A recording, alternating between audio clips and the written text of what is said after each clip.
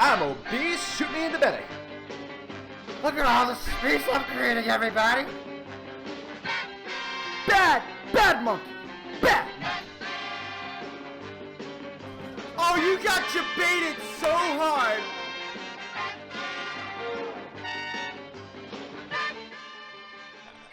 I don't think I can handle any more of this bot gameplay. Spylo. Every single time we start streaming, we always have to dice roll. Is the camera gonna work? Is the camera gonna work? Camera works! We're good. Okay. It's been good the last few times. I've had 2 or 3 times in a row where it's worked.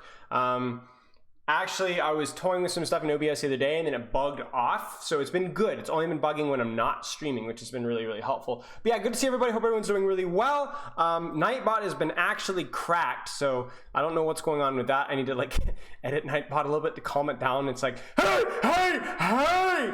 Plus all the commands are not exactly helping. I kind of set myself up for failure there. I don't have an Etsy. Don't be afraid. I don't have a LinkedIn. Okay, I do have a LinkedIn. I do have a Facebook, but you guys are not going to be able to find it. Yeah, so good luck with all this. But good to see everybody. Hope everyone's doing really well. Good to see you. Let's go down to Les Dragonfly. Good to see you, mate. Extra runs. Good to see you, mate, as well. Rubatang, long time no see. You were first, though. Drow now. Hello. Odyssey times 7. No. Okay. Protein Shake. Hello. Yeah, the song transition there was not the best, but it's good to see everybody. Kick Muncher. Good to see you. Good to see everybody. Okay, we're good. Yeah, so we have another 3 coaching sessions today. And then we'll have another 3 coaching sessions this Thursday. Next Tuesday is filled up as well. But if you guys are still looking for coaching, next Thursday, not this Thursday, but the next Thursday still has all 3 sessions open as of now. I think one of them is going to be filled up after the session is done. I just got one submitted, but those are still available. So if you there's still sessions available next week, and 2 weeks from now is wide, completely open. So other cool news, likely gonna have the Lemon Kiwi collab this Saturday. For those of you that weren't in chat last time, we have a Lemon Kiwi collaboration almost confirmed for this Saturday. We'll give you more details about like what we're gonna actually be doing there. And then I might have some other collaborations working on behind the scenes that will be fun as well. So show new cat. I can't. The new cat is in quarantine. I mean, I can, but I can't stream it because basically whenever you get like a stray cat, it's like upper respiratory infection, all this kind of stuff. I have another cat that could get infected with it, so she have to keep the kitten in quarantine for like 6 more days. We took it to the vet and everything, and then we'll do it. How's your Overwatch collab going? All right, Cage. All right, dude. This is why I can't share anything with you. I did go back though. So basically, I had to go back in Hammer Time. If you go back in the Hammer Time playlist here, let's see here.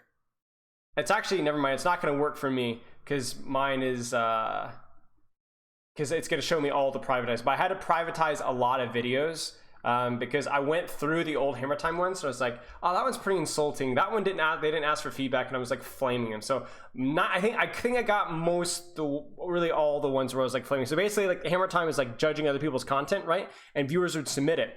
But the problem is a lot of times that people didn't want their content reviewed. They just put it out there. And that doesn't mean I can't review it. I'm still going to review it, but I didn't have to be so like flaming and funny.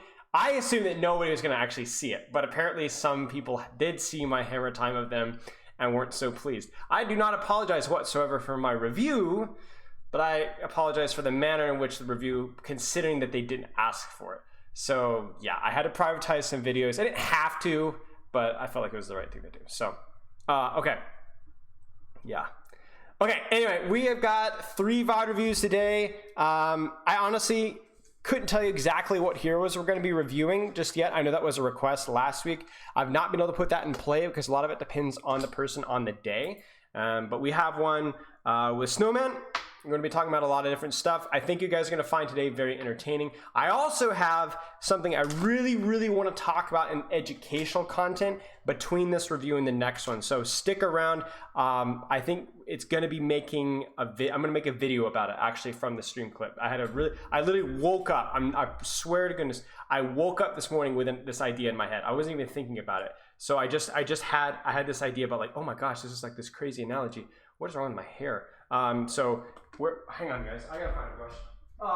So it was like about like content and educational content, but not just like Overwatch related. Hair in my eye as well. So yeah, okay, we're gonna hop into a call with Snowman, and if you guys have any questions, feel free to ask them. I generally, when I'm reviewing, I try to stick with, well, let's put it this way. Save them until we're done with the review, if you guys can, and I will be happy to take like time between them. Oh, as well, I have an AMA with Overwatch University planned for this Friday, specifically on Overwatch 2, not just like personal stuff, but like Overwatch 2, like what do I need to be doing for practicing for Overwatch 2. So if you haven't been able to get a coaching session, but you have a couple of questions, you can ask at Overwatch University. Like I said, that's going to be, the AMA is on Friday. Pre-recorded, by the way. Yeah, just screw off, man. Lots of plans. Yeah, lots of plans. Okay. I'm going to hop into a call, and then we're going to get started.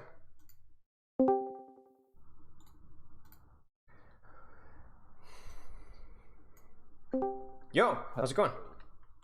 How are you? Doing pretty good. I'm getting Overwatch pulled up right now. Is this, I assume this code is like a ranked code, so live is fine? Yes, okay. Correct. All right, sounds good. Okay, well, appreciate you doing this. This should be fun. I was looking through your coaching forum before the session started. I did not look at the replay code, so that's going to be all surprises, fun surprises, I'm sure. That's one word for it. I guess we could kind of start off with the question I always ask, and you did answer a little bit in your form already, but what do you want from Overwatch? Short term, long term, like what's the plan? That's a great question. Well, okay. Short term, I wish to get back to where I was playing before, because I don't know, I used to be a lot better. I play main tank, and like I always used to play like very instinctually, like it was just natural. Yep. And you know, the game's changed a lot since then. Like I quit in 2019, and I guess I kind of came back for Overwatch 2, but I mostly just came back because I missed the game a lot.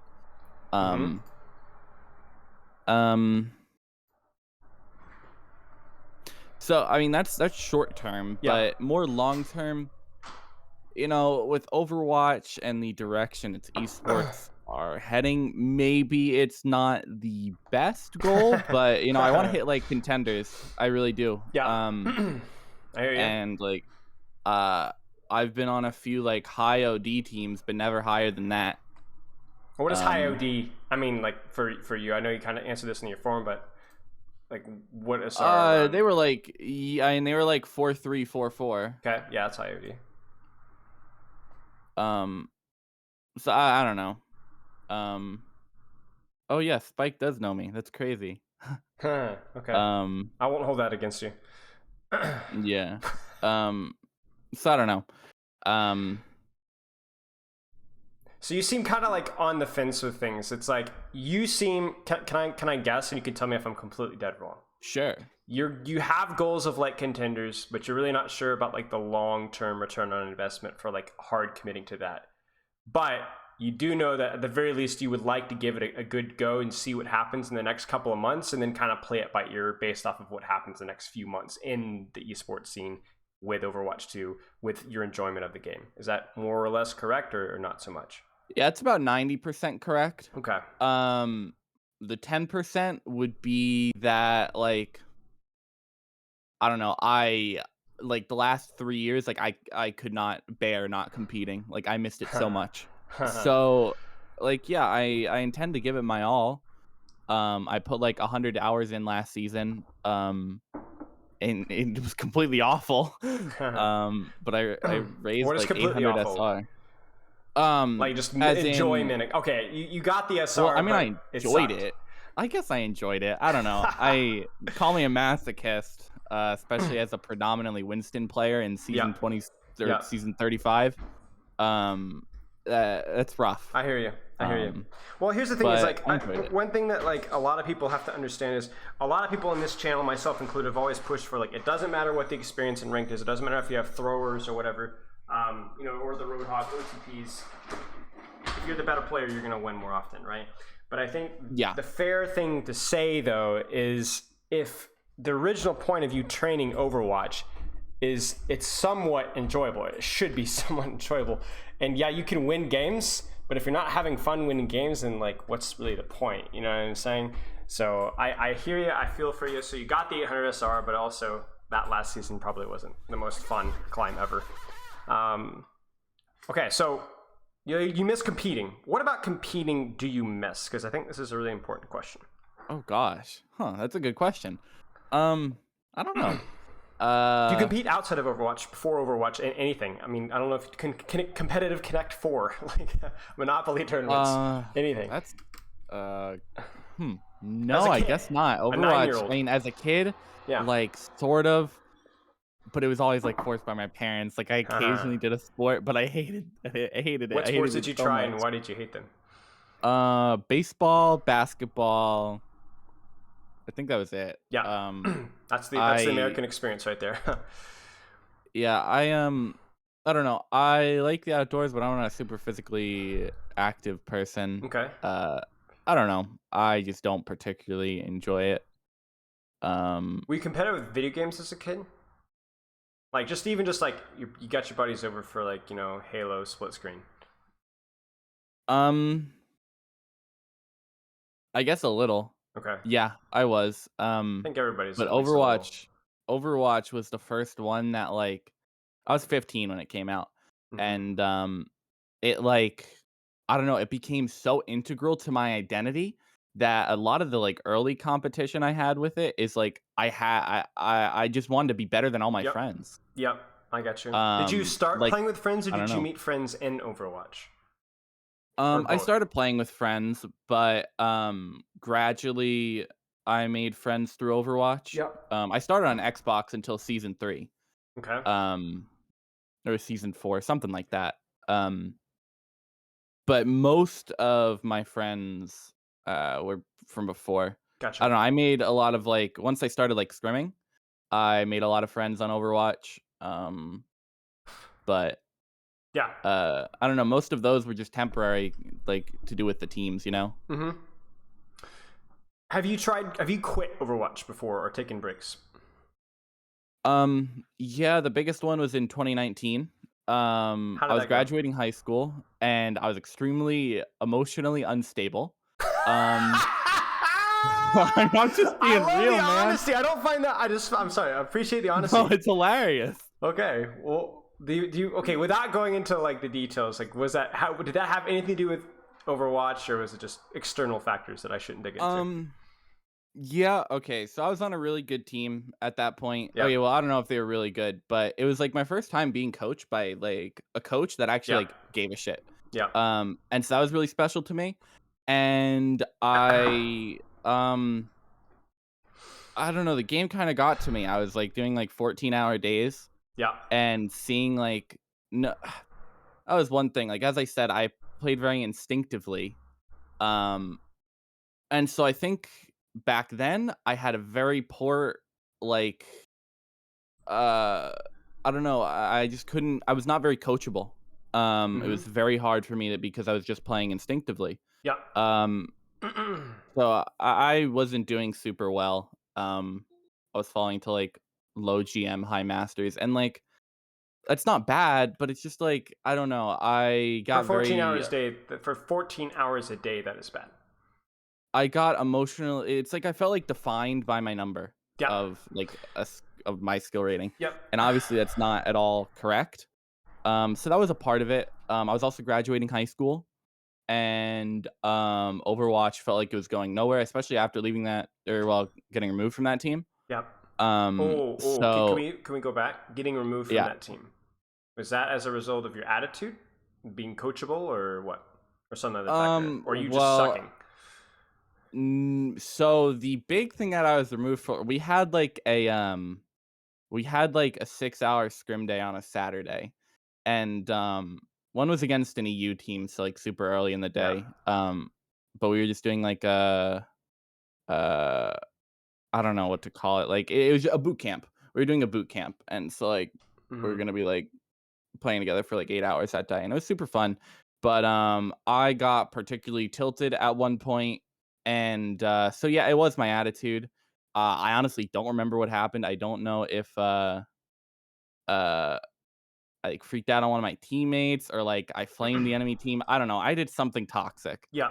Um and so they had like another main tank ring, and I like spent the rest of the day like just not playing with them. Yep. Um and so that was why I was removed from the team, I guess, and it was just contributing attitude things. Another thing, some of the like players like didn't have the like desire to go pro, which I fair enough, like if you want to scrim just for like fun, but I really don't like surrounding myself with those people. Yep.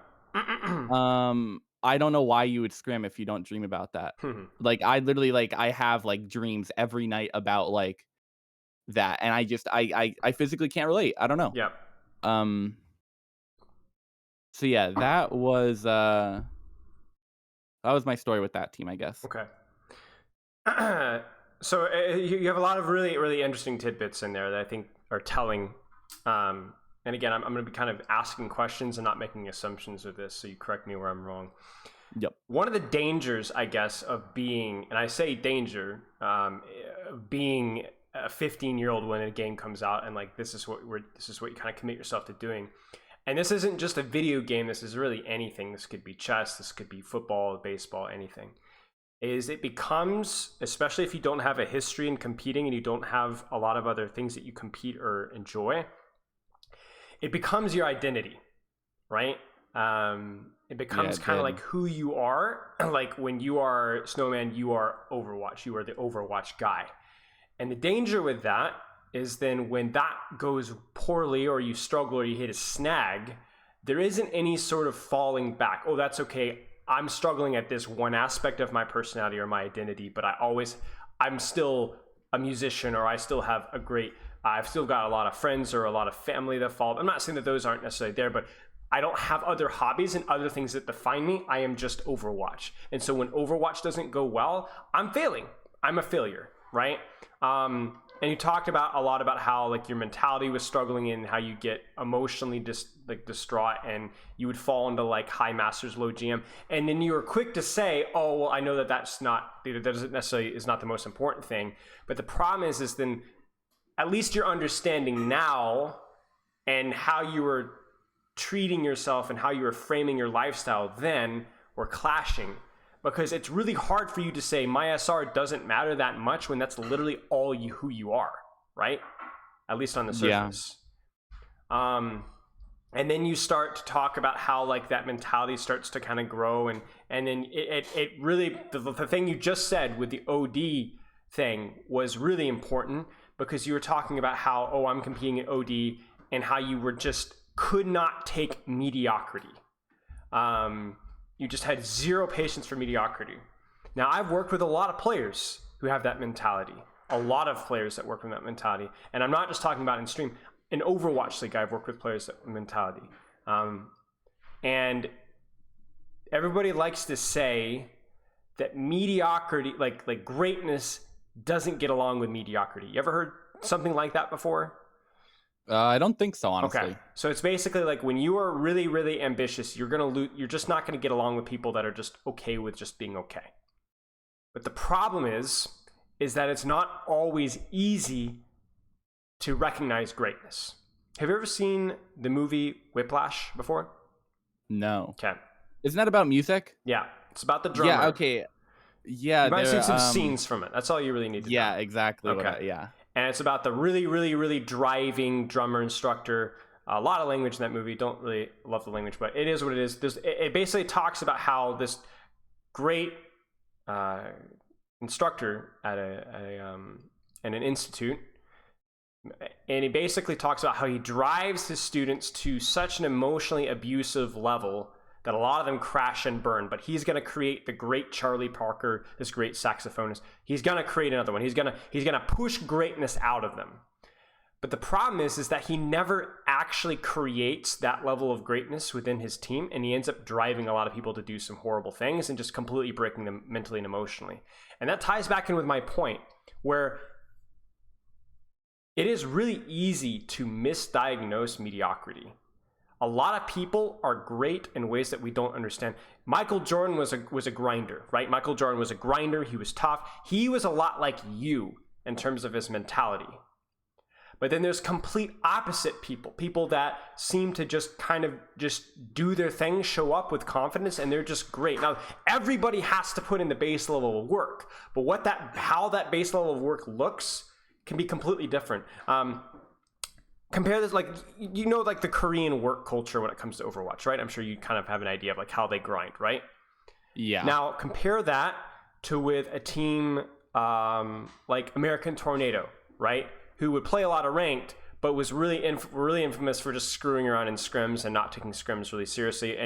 But what they had is they had a level of confidence and a level of work ethic in certain aspects that carried them. So all that's to say is that your mentality is you have no tolerance for mediocrity, but unfortunately you're not, even great instructors can misdiagnose mediocrity.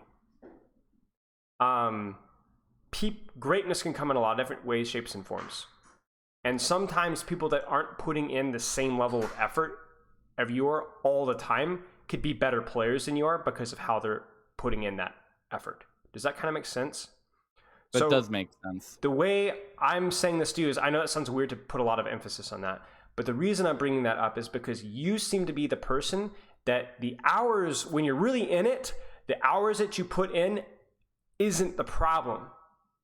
It's how you're putting in time and effort in those hours and your mentality during those hours that's the problem. Did you see any of my reviews last week?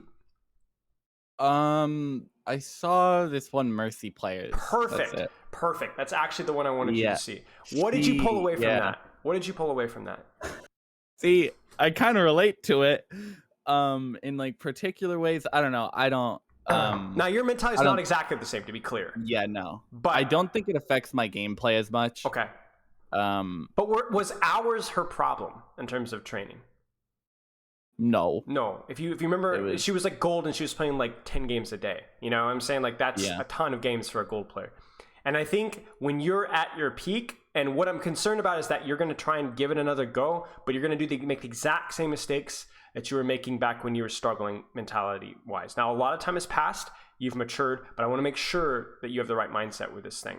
So you tell me, what are the dangers for your mentality and your approach in the next couple of months when Overwatch 2 starts? What are the dangers for your mentality and ranked? And then if you get into scrims, if you start scrimming with the team, what are some of the pitfalls that you're going to have to avoid with the team? Based off of your history, you tell me.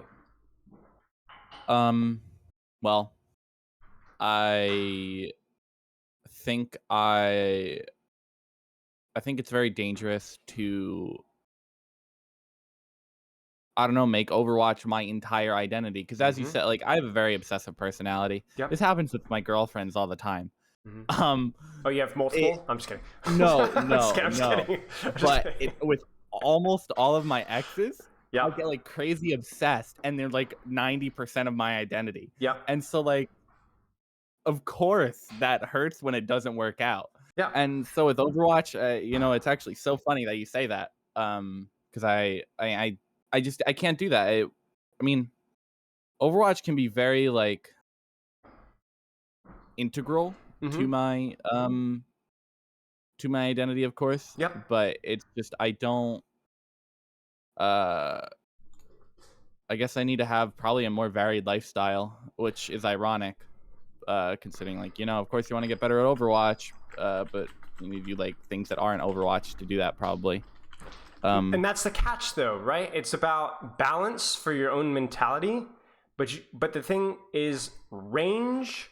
Like the goal is for you to expand your personal growth so that you're able to be a better Overwatch player. I've said this so many times, especially in the last few streams, that better people make better players. And you are a lacking person. You are lacking personally because you are OTP IRL. And the danger of being an OTP IRL is either you have a phenomenal leadership and a phenomenal mentality and it just barely works, or you burn out, you crash, and you're miserable and you have nothing else afterward. Again, I'm going to pull this back. For those of you in chat that have seen Whiplash,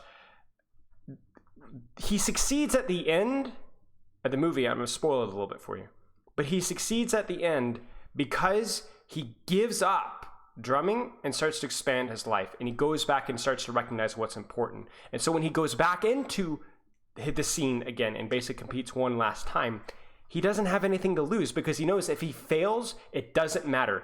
I've got other things that back him up. And that sort of confidence that comes from being a more diverse person and from having different life experiences outside of just drumming or Overwatch is what will allow you to succeed.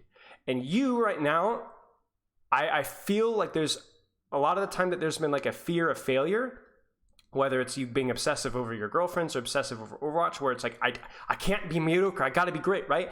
But then that fear of failure is what's keeping you failing. You kind of see what I'm saying? That makes perfect sense. And it's not good enough to diagnose it. We also have to find a way to be able to expand that. And to be honest with you, that might be the most important thing that you do over the course of the next few months. Is, as I know it will be tempting with Overwatch 2 and new shiny things, but also you need to find what else defines me. Is it working out? Is it reading books? Is it friends? Is it spending more time with family? Is it there another sport or another hobby? I mean, there's so many things out there. And the reason I know a lot about this is because I don't know how much you know about like martial arts, but there's a lot of freaks in martial arts of all types, like even good martial arts styles. There's a lot of freaks, and this sounds like really callous, but just bear with me. Where they come in, they've had a horrible home life, they had a horrible childhood, abuse, whatever, and they get into martial arts. They're not even very socially adept, and they just pour everything into martial arts. And what happens is they become martial artists, but they're still missing. You know what I'm saying? There's like chunks of them missing. Everybody knows martial arts are like a lot, especially if there's good instructors, it's a positive thing. But even then, you have to be really careful that it isn't only who you are. I used to train with, I didn't compete myself, but I used to train with like tier 2 for the MMA fighters, for lack of a better term. Small local fights, Massachusetts, whatever competitions, stuff. They almost there in the UFC, but just not quite good enough. And some of those people are really messed up. And it's not just from the brain damage, right? It's because that they have put everything into MMA. They're all day long. That's all they do. And they've just never really grown as humans. Do you know what I'm saying? Yeah. And you're not really, I'm not saying that that's necessarily, you're that extreme, right? But that is a danger, I think, for you, is to kind of continue to be defined by only this and only that. And again, it's not, even if that ends up being a potential path to greatness for you, I don't think it necessarily will be. And I'm also concerned that, okay, you get to Overwatch League maybe with this methodology. I don't think you will. But what if you did? At what cost, right? At what cost, right? And that's the real question for you. It's like, is Overwatch so important to you that you're willing to potentially sacrifice everything, right? And I'm being dramatic here. Yeah, like in Whiplash, doesn't he lose his girlfriend over it? Yeah, he loses his girlfriend. And the only thing that keeps him in touch and grounded is his father, who's like consistently there, consistently supportive, and ends up basically like behind the scenes saving the day. And that's the thing for you, right? Is like, you're obsessive, you're one-dimensional, you go all in or nothing. And that is not the best way to improve, and that is not the most healthy way to live a life as a human being. You are too diverse. You have too many skill sets that you don't even know about. You have too many like passions that you don't even know about. And that, to me, the passion should be to be passionate about a lot of things, to pursue things, and you'll achieve excellence through that. I promise you, you'll be surprised. Like everybody, I know. I'll bring up this one example. Do you follow Overwatch League much at all? Yeah, no, I haven't been watching it consistently this stage just because it's boring to watch. Well, I agree. Okay. But yes. But one thing I've been very vocal about is Hadi's character arc from last season to this season. Last season, it was all or nothing, all in, put in a bad situation, and he gets frustrated, gets angry, self-implodes, everything, right? Right? This season, he's spending less time playing.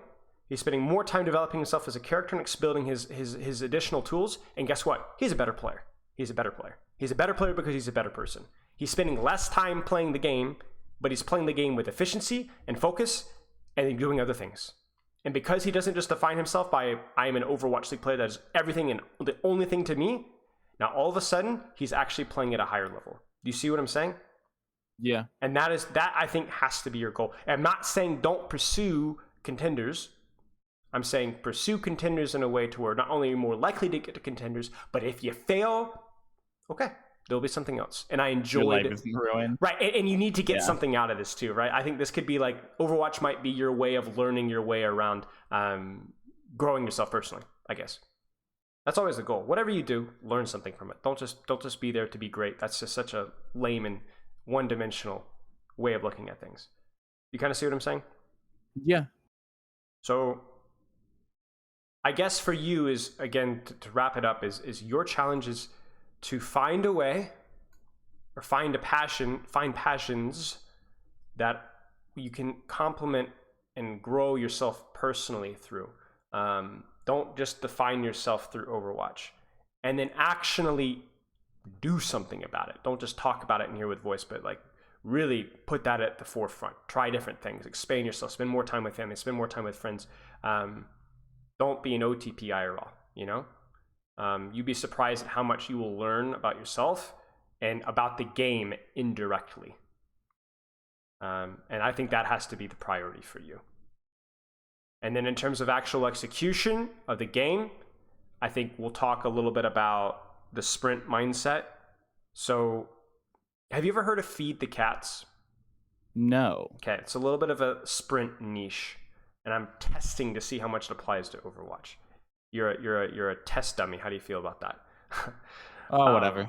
But I'm 99.9% sure that applies to Overwatch. Basically, the idea is that a lot of track and field and even football coaches have the wrong mindset when it comes to speed and athleticism, and it's a lot about more about deliberate practice than the quantity. Basically, it's about quality over quantity. And the idea is that sprinters, athletes, maybe even just competitors at anything are cats.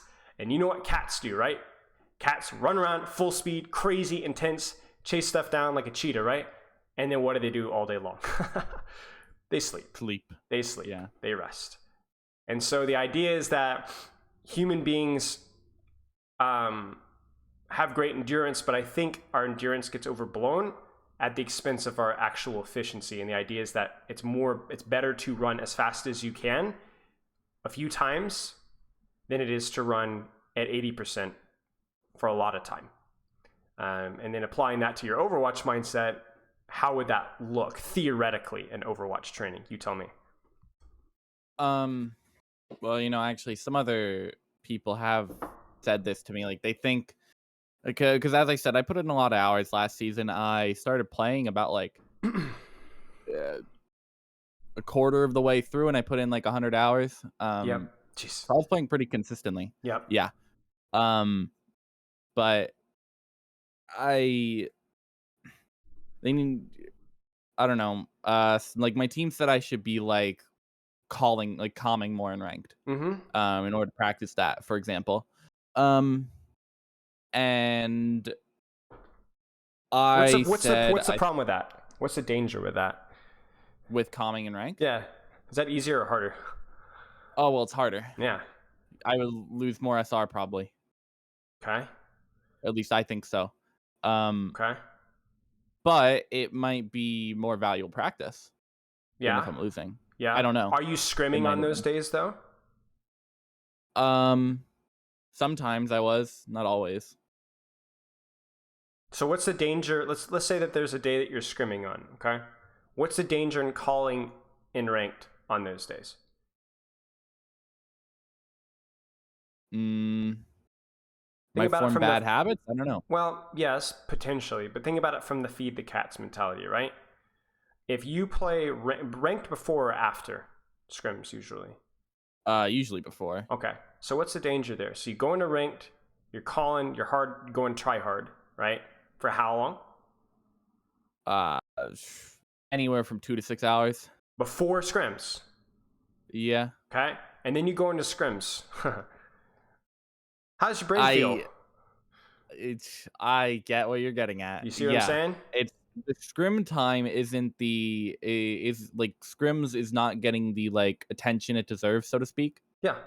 You can't. Um, You physically yeah. cannot. It's that stupid YouTube short I made. It's not intensity versus effort, right? You can try, but you don't have it anymore. It's gone. It was bled over the past 6 hours in ranked, especially with you communicating and like hard calming. Like, you have to understand that like the world's greatest at X couldn't do that. So what makes you think you can do it? And I'm not saying that insultingly, but it's just like, okay, from my point of view, like when Sure. I hit my peak, Mhm. I was just playing nonstop, basically. Yeah. You know? Yeah. I don't know. Practice is going to make you better. It's going to make you better. The question is, it's not about what got you here, but what's going to get you to the next level, right? Because Yeah. are you happy with where you ended up, like long term? Is that where you want to be? Like you said, No. you said I got to, what did you get? 45-20 in season 7. Yeah, it was okay. my peak. Yes. So break down what got you there. Well, first off, do you think that you were playing well, or do you think just the opponents were really bad back in season? Like, try and throw your mind back. How was your general boy. mind? I think I was playing well. Okay. But What was your I training don't- like? what do you mean? As in, like, how much was I playing? How much were you playing? Yeah, on the average day. I mean, at least 6 hours, Okay. Were you scrimming? including scrims. Yeah, including Okay. scrims, at least 6 Okay. hours. Okay. Okay. Were you having fun? Usually, yeah. Okay. Did that diminish over time? Like you said, you came back last season. Over time, did you get more and more frustrated, or do you think it was about the same? I'm trying to figure out like exactly what triggered that that like spiral for you, right? It definitely did get worse over time in terms of personal enjoyment. Okay. I just saw, I don't know, it was just very like, okay, the mindset I had is that I have to go pro before I graduate high school or my life is basically over. Okay. And that was not a healthy amount of pressure, I No. don't think. I don't think so either. Yeah. So I think that was a big thing Okay. that impacted my mentality. Okay. Maybe something to keep in mind, right? Like, I think what ends up happening is people will always have a point in time when they initially started, they love the game is fresh, the game is new, you pour all of your time into it. But then I think as you start to develop as a player and you understand and the novelty wears off, you have to be a lot more intelligent about how you spend your time. So I'm trying to think of like a good example here. Oh, I have a great analogy here. Okay. So I'm going to go back into the speed world. All right. Higher level runners like sprinters actually have to take longer breaks than newer sprinters. In other words, when I am Usain Bolt, I will need to be taking more breaks at the highest level, like in other words, longer rest periods and more days in between my training than, let's say, a high school, like a freshman sprinter. Can you tell me why that is? It's kind of a tricky question. If you can't, no worries. An educated guess would be that because they push themselves so hard, they need more time to recuperate. As you mature as a competitor, you're able to find new physical and mental limits with how hard you're able to focus and how hard you're able to train. Kids can run around all day long, right? They have the bodies for it, but they also they don't know what it's like to go 100% at something. You know, they can't, right? So when you mature to a level like an Olympic level, or maybe for you, maybe this is something that you developed over time, not only does the novelty wear off, but you're also capable of pushing yourself a lot harder than you ever were before during these moments of focus, so you burn yourself out a lot faster. If Hadi finishes a scrim block versus the Dallas Fuel, and he's not mentally exhausted, I'm questioning how hard he was focusing during that block. You see what I'm saying? Mm-hmm. Whereas a gold player playing gold scrim block, if he comes around and he comes out and he's just joking around, just having a chill time, I'm like, okay, he's gold. You know, he's still learning, right? Do you kind of see the difference there? Yeah, that makes perfect sense. So I think you are at a point where, at least you want to be at a point where you are able to give full focus, full energy to an elite tier level, and be able to, and that's how you're going to be able to push yourself to further growth as an individual player. And so what I want you to do is, I'm not going to set guidelines for how much you play. I want you to just think and consider what I said and use them as very general guidelines. You might jump back in to Overwatch 2 and play 10 hours a day. I'm not going to be going, don't play 10 hours a day. If it's fun and you're having a good time and you feel like you're improving, go for it. But I want you to be more in tune with your mind and your body. And when you start to feel fatigued and you start to feel a little burned out, start to question, could I clean things up? Could I cut down on the time? Could I turn up the intensity and give myself some more breaks? I don't want this to be a hard rule where I'm telling you you need to play less. I want you to use it as a general guideline and pay attention to your own mind, your own body, because everybody's different. You kind of see what I'm saying? Yeah. Okay. So use all these parameters I'm talking about, all these little topics. I'm not saying you need to play only 2 hours a day or 3 hours a day or 4 hours a day, no more, and limit this and don't do this. I'm just giving you general guidance so that you can kind of use your own judgment. Does that make sense? Yeah, it does make sense. You know, do you know the coach Highway, formerly of Optic Academy? No, I do not.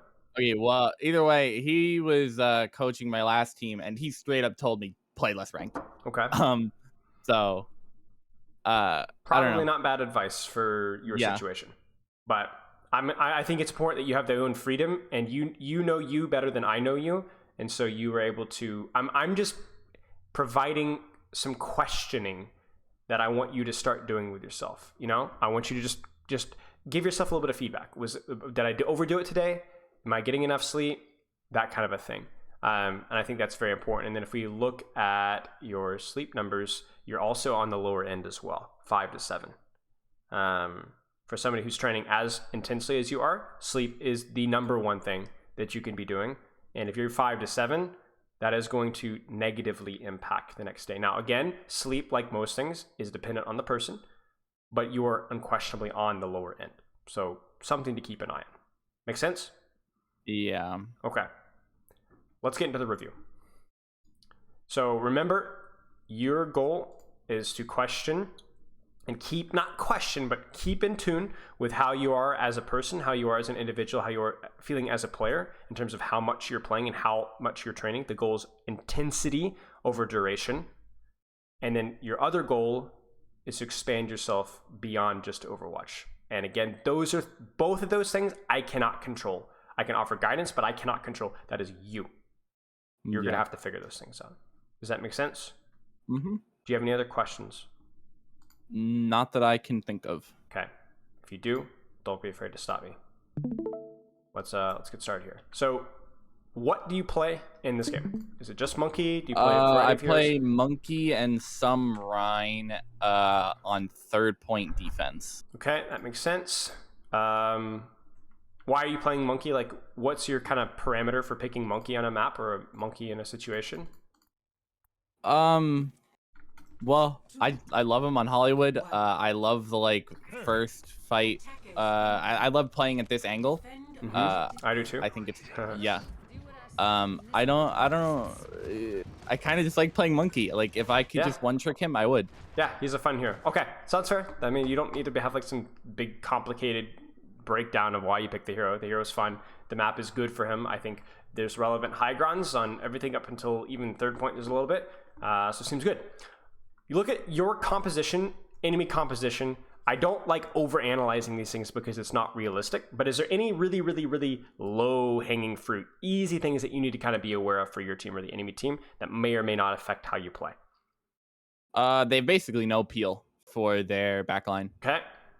They don't have a brig. Okay. And D.Va can peel, but they have a very, very diveable backline. Okay. And both their DPS are very squishy too. Sure. To Winston. Okay. That seems fair. Anything else, or that's mostly it? I suppose I need to be very mindful of their front line with Orion. He can like roll me. I don't know. I think that's about it. Yeah, I agree. I think it's mostly just backline's very diveable. Maybe things like the nano and the bubble from your team, but I don't think there's anything super impactful. It's good. So usually I would go on the I don't think I should have gone on the Genji there. I think I should have waited for their supports. Okay. Because I don't end up confirming the kill, but he was on the Symmetra turret and I just thought I could do it. I don't think this is a mistake. I think it's okay. I agree with you. I think, like, obviously hindsight here, like, the supports would have been better, but he's already half HP. He's getting turreted, and, you know, maybe this is still okay. So I don't have a problem with it. Do you think that you could have disengaged to high ground here? Or do you think that probably would have been too risky? I think it probably would have been too risky because I Okay. would have been an LOS of their Hanzo in choke. Well, actually, he's not in choke, but I thought he was in choke. Okay, that's fine. I'm gonna, the way I like coaching these things is I'm not passive aggressive with my questions. Like, I'm not implying that you're doing the wrong thing. I just want you to kind of like think about things. Seems fine. We got a nice little bit of resource trade, forced a lot of Rhine shield. That's good. Now, what would you not, what would have been bad here? Let me think of how I want to phrase this. Would it have been good to get your bubble forced for this jump? Let's put it that way. I mean, no. Why? Well, this isn't like, I would say bubble, usually you want to like commit it if you can get a kill. Right. Okay. Well, okay, but I definitely don't. can't. I don't like that rule. I don't like that rule. Okay, fair enough. Okay. I want you to kind of like look at the battlefield a little bit and think about why it would not have been good to get your bubble forced. Let's go back. Let's go back even from when you had better intel. Okay. Right when you jump. What's happening here on the enemy team and what's happening in your team? I think this will help.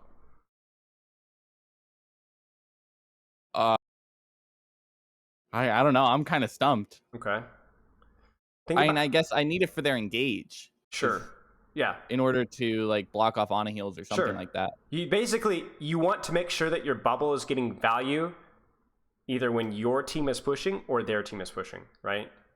So, for example, if you were to jump this here, now this Genji goes ahead and pushes in, so that's helpful. But like, let's say you jump this here, they pocket the Hanzo, Ryan just stands still, they force your bubble, and then they push afterwards. Do you see the problem with that? I mean, yeah, I need to use my cooldowns like on their rotation, really. Sure. You need to make sure that Ryan is like walking forward when you jump, so that when the Mercy pockets the Hanzo, the Ryan is yelling, "Why am I not getting healing at the same time?" Whereas now, as you jump the Hanzo, this is okay because I think you get Zarya bubble and you kind of play it safe. But if you had gotten your bubble forced now, they would have just AFK'd, forced you out, and then walked forward once your bubble had been used. And your team can't do anything about it. Like, look at these three guys. What can they do off of your jump on the Hanzo? What can this guy do off of your jump on the Hanzo? Maybe Ash could put a little pressure on the Rhine shield, but it's a little bit like a 1v6 for a brief period of time. Do you see what I'm saying? Yeah. So I don't think what you do here is a mistake, but the reason why I put so much attention on this is because to me, this is what good Winston is built off of this. It is the foundation for everything you do, is making sure that, for those in chat who know me, it's the timing of the jump. Okay, so this is okay. You don't get your bubble forced, all good.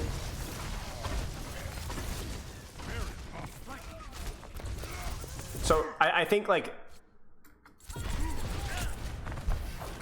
you can kind of see what I'm saying here. Like this, here's the crazy thing here. What's the best thing that you could do now? Think about it. I think you could kind of tell just from how I'm playing. I'm honestly not really sure because they're so split. Yeah. But I bubble off the Rhine to try and prevent him from getting healing. But like even then, like I don't think I should chase him. No. He just has too much HP. Yeah. I guess in hindsight, probably the best thing would be to like, I don't know, maybe to peel, even though like Monkey isn't really built for that. I don't know. They're fighting a 3v2. I think you have two options here. You need to either peel jump or you need to jump a split. And like you said, it is confusing when there are so many splits. So when there are so many splits, the easiest way of thinking about it is who do I like better 1v1ing, you know? So like I look at this Ana and I'm like, she's jumpable. I look at this Hanzo and I'm like, he's jumpable. And I look at this Genji and I'm like, okay, you don't particularly like peeling with Winston, but you do like zapping a Genji, right? And your team would benefit from that. So the problem with going after the Rein is that yes, he's a split target, but that's just not a target you're very good at killing. I mean, not to speak in dumb silver terms, but sometimes that stuff happens, right? Even at GM, even in Overwatch, like people make the wrong choices about the targets they want to shoot. Whereas if you jump this Ana or jump this Hanzo, what's going to happen with their backline? I mean, it's pressured. Yeah, it's pressured. You're not going to get a kill, but if you jump the Ana, what's that Mercy going to do? Peel for the Ana. What's the Hanzo likely to do? I mean, he will either W key or also peel for the Ana. Right, and if he W keys, he's not getting pocket and he's vulnerable. If they all peel for the Ana, you're probably to force at least a couple Ana cooldowns. You're going to force Mercy Beam. You might force Hanzo Tension. And are you going to die on this jump? So the reason I end up in like 2 seconds jumping for the Hanzo instead of the Ana is because I thought I would. Yeah. Okay. I think the Hanzo would just kill me. Okay. I think if you treated this jump well, like if you jumped. Well, okay, maybe here, if I don't use bubble to block off the Rein. Yes, that's the key thing. Okay. Yeah. That's the then key I thing. think I do survive. Well, that's the key thing, right? The problem isn't. The problem is that when you use your bubble here, now you can't jump the Ana. You cannot jump the Hanzo, right? This tool is what allows you to contest these angles or these squishies, force a tension this direction. Whereas if you jump this with a bubble, you'll force 1, 2, 3 people on you. You will likely survive because the D.Va and the Genji don't turn on. Now, I'm not saying always jump backline. If there's 5 people back here, you die, right? But if you will force these guys to have to take a 4v2 for a long period of time. And that's what you want. You kind of see what I'm saying? That's what you want. And that's what creating space is. Right. That creating space is forcing an advantageous split for your team. In other words, you guys get a 4v2, you are taking a 3v1, but because you're a tank and you play it mechanically smart, you will survive. These guys might not. That's what a good tank does. It's playing your resource to draw as much attention as you can without dying. That's the idea. And the problem with this here is, in theory, I know what you're trying to do, but the return on investment is really, really bad. You're getting pennies on the dollar now instead of dimes or nickels or even maybe quarters. And then now, okay, there's your bubble. The Rein is isolated, but if that Rein doesn't die or doesn't get super pressured, then it literally does nothing. And the problem with this bubble is splitting a Rein in theory is fine. Splitting a Rein and then shooting a Rein is fine. But based off of his position and your team's position, he's just not killable, right? The split is good, but you can't kill him. Now, if you had a Zen over here, maybe this guy's killable. Maybe this bubble is the best play. But like, this is all about what being a main tank is. It's making these snap decisions. And we spent a lot of time in this. Let's keep watching. Let's see if we can, like, yeah, see that now you're screwed. Now you're screwed. Now you're screwed, right? Because you don't have the resource that allows you to play the more aggressive play. So what is your option now? What is the only option that you have? 3, 2, 1. Now, what's your only option right now? I mean, I guess the only real option now is the only good option, I guess, to peel. Yeah, you either can do one of two things. You can peel immediately, or you can play the corner and just kind of like spook them a little bit, distract them. Hey guys, look, you better not watch out. Maybe zap up, and then jump back as soon as you can. But yeah, if you're going to be jumping anywhere, eventually, either now or in 3 seconds from now, it's going to have to be backwards. You can't. There is nothing else that you can do, and maybe you'll get a kill out of it. But this you can't do. You don't have the resource for it. If you get a bubble, different story. But you don't have the resource for it. And now now it's officially over. Does that kind of make sense? Yeah. So your skill set, at least from the beginning, we won't read too much into it, but something to keep an eye on is your decision making with where your resources are best spent for creating or holding space. Okay. This is good. It's really going to be really awkward for them to walk up into you. Try and not get your bubble forced. I would have really tried to not use bubble there if I were you. I know you only have Zenyatta healing, but obviously, like, just avoid it whenever you can. Like,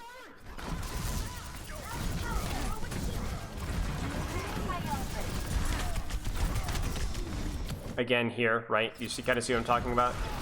It's just not judging what you're currently capable of doing. You jumping back here is actually such a feed. Yeah, it is. It really is. Like, again, it's not the jump that's bad. It's a jump without bubble that's bad. Because in theory, is your team going to be able to shoot the enemy team while you're doing this? Not very much. Not very much, but a little bit. But the problem is that nothing your team does outside of like a Bob is going to be able to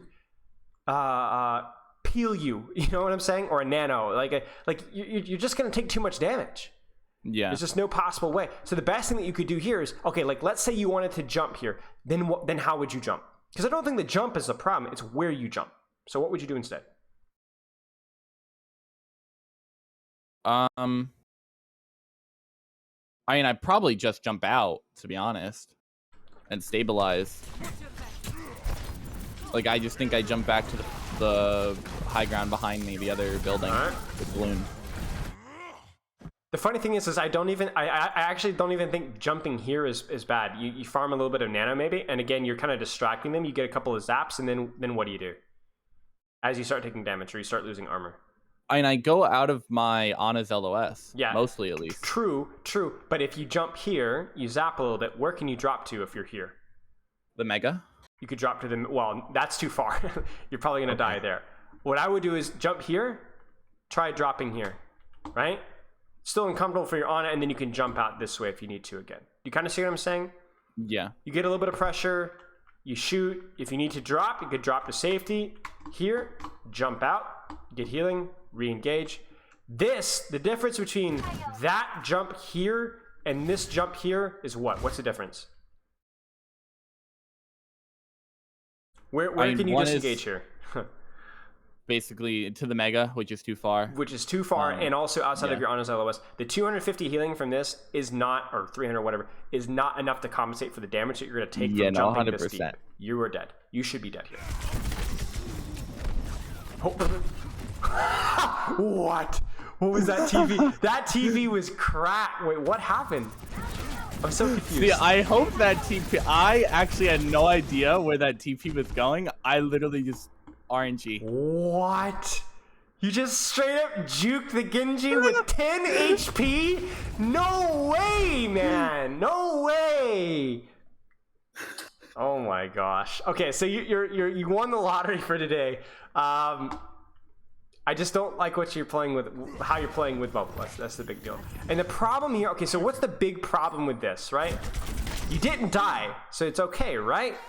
Wrong. Why? I mean, because there's still better, more optimal plays. Well, there's more optimal plays, but also look what your poor backline has to do as you're running away. Okay, the Hanzo ult, okay, that was definitely a factor, I'm not gonna lie. But like, look at your Ana Zarya. Like, oh shoot, they have the high ground now, and they have to run, right? Do you see how your inability to control your resource meant the enemy team got high ground and meant that your entire team had to drop? It's a snowball effect. That's why main tank is so important. You dictate everything for your team. Everything. Everything that happens, that is your responsibility. And now look at your poor Zen, sitting on the floor. And if you nano engage now what's the problem with nano engaging now? What can your backline do? They can disengage super easily. Yeah, it's so easy. Your backline can't do jack. It's going to be a 1v6, right? Because your Symmetra doesn't have position, your Ashe, your Zen, your Ana don't have position. Again, I know the Dragon probably would have forced your Zen off, but that he would have just gone right back up the elevator. It would have been fine. So this is a problem. Okay.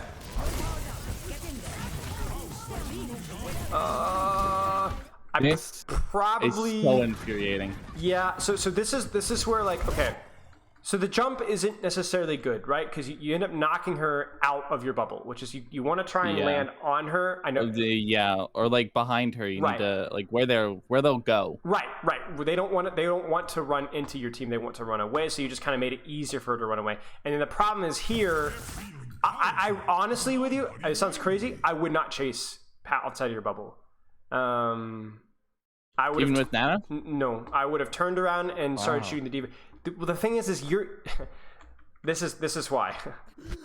You're powered up. Get in there. That's why. Any Ana worth her salt's not going to miss that.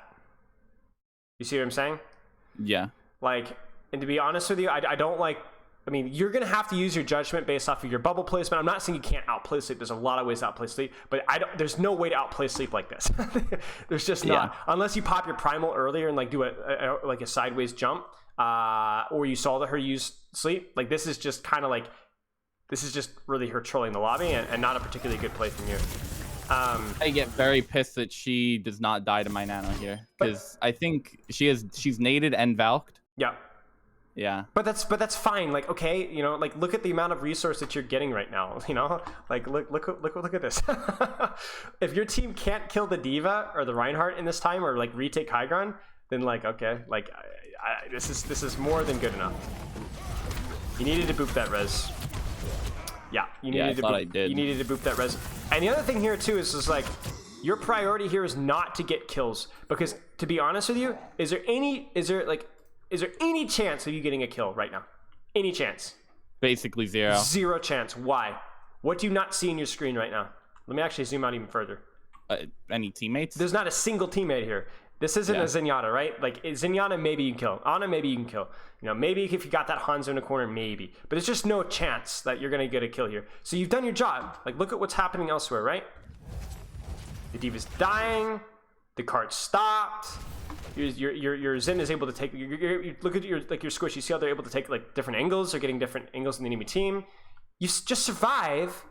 Go like reset high ground, jump all the way out, whatever, and you're good. But you're feeding. You're feeding. You're trolling the lobby. Yeah, man. Like this is an unlosable fight now because you've got a completely free kill on their D.Va, and they've used both of their support ults and bomb. All you guys have to do is like survive a little longer and get trades, and like there's no way they win this fight. But now I don't know. They should probably win this fight now, and that's on you. You'd be surprised at how many higher rank Anas will choke and sleeps like that, but I just don't think rely on it. Okay. I mean, this is fine just for like to stop the cart, but you really should not be like committing here. Yeah. I would give up even more space if I were you. Yeah, see, you're just taking so much damage. Okay. All right. What are you doing right now? What's like the big picture? What's the goal right now? Well, I was thinking we had just killed 2 like at the end of last fight, so there were still people coming back. True. So that's why I jumped cart. Okay. I guess I probably should have jumped high ground, to be honest. Yeah. Well, I mean, stopping cart here for a little bit of time is fine, but the problem is that you're like, oh, we killed 2 guys. Yeah, but you still have 4 in spawn, right? Or 3 in spawn. Where's yours? I don't even know where your Zen is. Your Zen is still respawn. Yeah, you have 4 in spawn. So you're like, oh, we killed 2. But that means it's a 2v4 instead of a 2v6, right? So, I mean, I think this is fine because all you should be doing is just stop cart. But again, the mindset is just, I'm just kind of stopping cart, just being a general nuisance, and then getting out, and then we can actually take the fight later. So, like, right now, you can either jump fully out, maybe you can jump high ground, get healed from your Ana, but, I mean, surely this is not the play. Surely we're not, like, actually holding aggressive space right now. Again, it's a 2v4. Your Symmetra and Ana still aren't fully back. So, gosh, Wally. And you might be thinking, oh, I'm taking so much attention, right? But what's the problem with that? I mean, I'm not giving any value to my team. They're not in positions where they can take advantage of that. Exactly. You're baiting a lot of attention, but your Ana, your Zen, your Symmetra, and your Ashe are not able to do anything with that right now because they're just coming out of the spawn doors. Right? That's like jumping, and that's like thinking here, right? It's kind of like what you're doing with a Hanzo, where you jump all the way in. Like, let's say you went all the way into the back line. Oh, guys, I've got 6 on me in their spawn. Where is my team? And your team's like, bro, we're over here, right? It's the same kind of mindset here. So you really need to be attentive to your teammates' positioning. You really need to be attentive of like what you can and cannot do with bubble. Alright. Get ruled. I'm not even like gonna nitpick any of this stuff because I just think it's like micro details, you know. You got shattered, GG's. You know what I'm saying?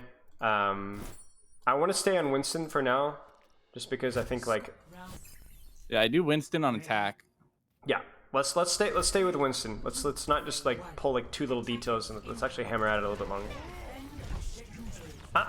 Okay. Oh, smoke Steve. Yeah. Oh jeez. Yeah. And I know like you're gonna get into Overwatch 2 and you're like, oh, I'm so much tankier. I've got more HP. I got a little zap thing in my right click. You know, my bubble has more HP. You know, all these kind of things. But the thing is like you're gonna be able to get away with more in Overwatch 2, but so is the enemy tank. So it's really going to be about which tank gets more out of the resource. So everything that I say in Overwatch 1 is going to apply just as much because, yes, you're going to be able to get away with more, but that doesn't mean that you're going to get more done.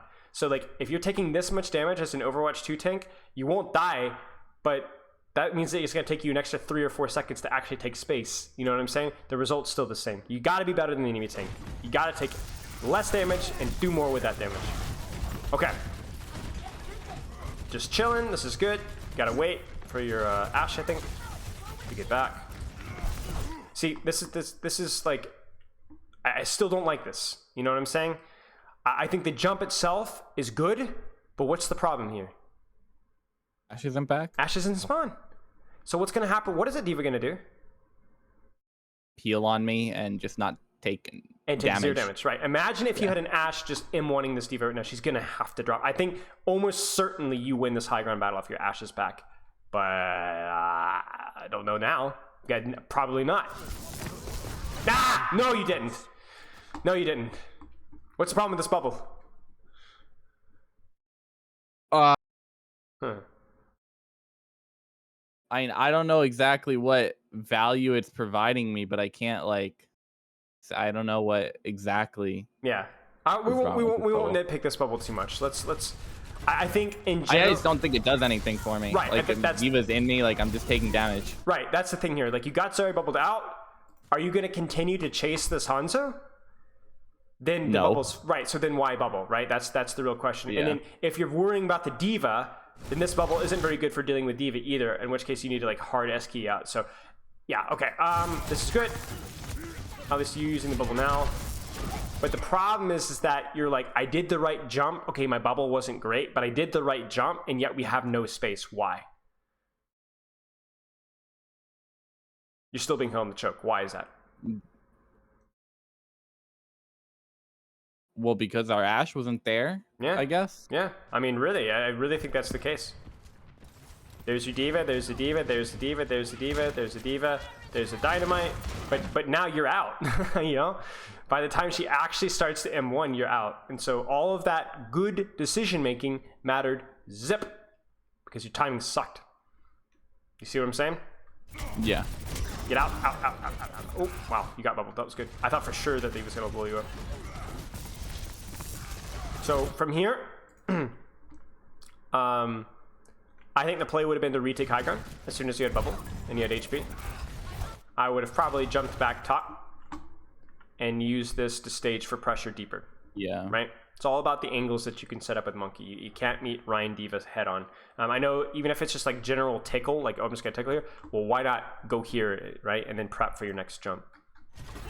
Because what ends up happening is, remember, it's not just about the angles that you take on the enemy team.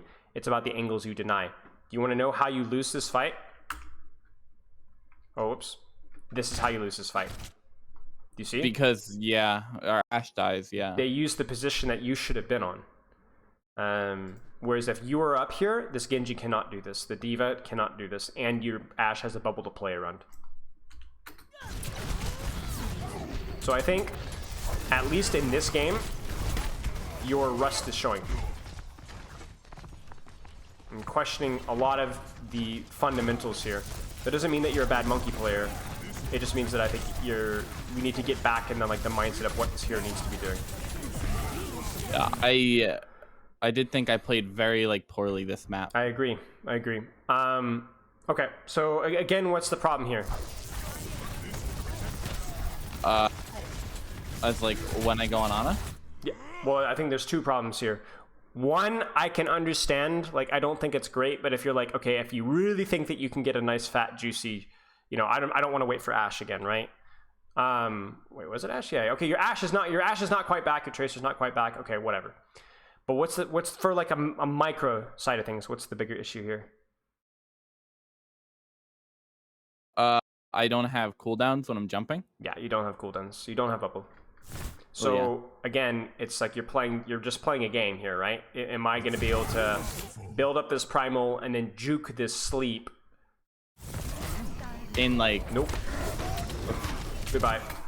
Right? oh my god, That is not main tank experience. That is you feeding. And it will not matter if this is Overwatch 2 or Overwatch 1. You will get punished for this. If you want, I'm not saying never, ever, ever nano if you don't have bubble, but you have to understand what you're missing, which would change how you would engage. If you do not have bubble, then perhaps your jump would be here. You would tuck behind the corner and bait sleep and then re-engage with primal. You see what I'm saying? Yeah. That is what an Overwatch League monkey would do. Yeah. So it's rough. We'll watch one more fight and then we're gonna call it. Sound good? Sounds great. Okay. Okay, doesn't count. This is a bit of a mess, so, you know, whatever, you see an opportunity. Good. Just play your life. This is good. That's a bit of a main tank experience there, right? I think you did everything that well there, but you got kind of nuked. But that's okay, you got space. You got him out of the choke, you gave your team a chance to... Okay, this is really quite good. So like let's not just be negative Nancy here. Like let's highlight this. This is a good jump. Genji no, Hanzo no. D.Va's now isolated. D.Va now has to use full matrix and loses a lot of HP. Your Rein has to give up space because of that. Now look at the Hanzo. Look at the Mercy. They wanted to retake that high ground, right? But you're denying that high ground, right? I think this is all quite good. I think what you're doing here is good positionally wise.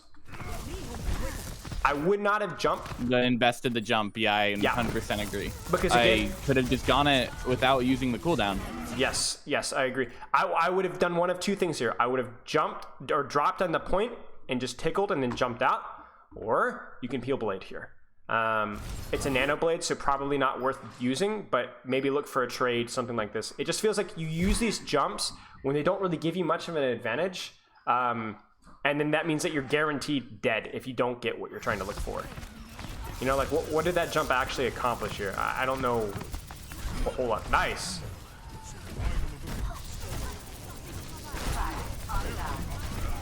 Okay, I lied. We'll keep watching until something juicy happens. We do eventually cap first. All right. Nice. Oh no. All right. I want to watch one fight in second, and then we'll call it.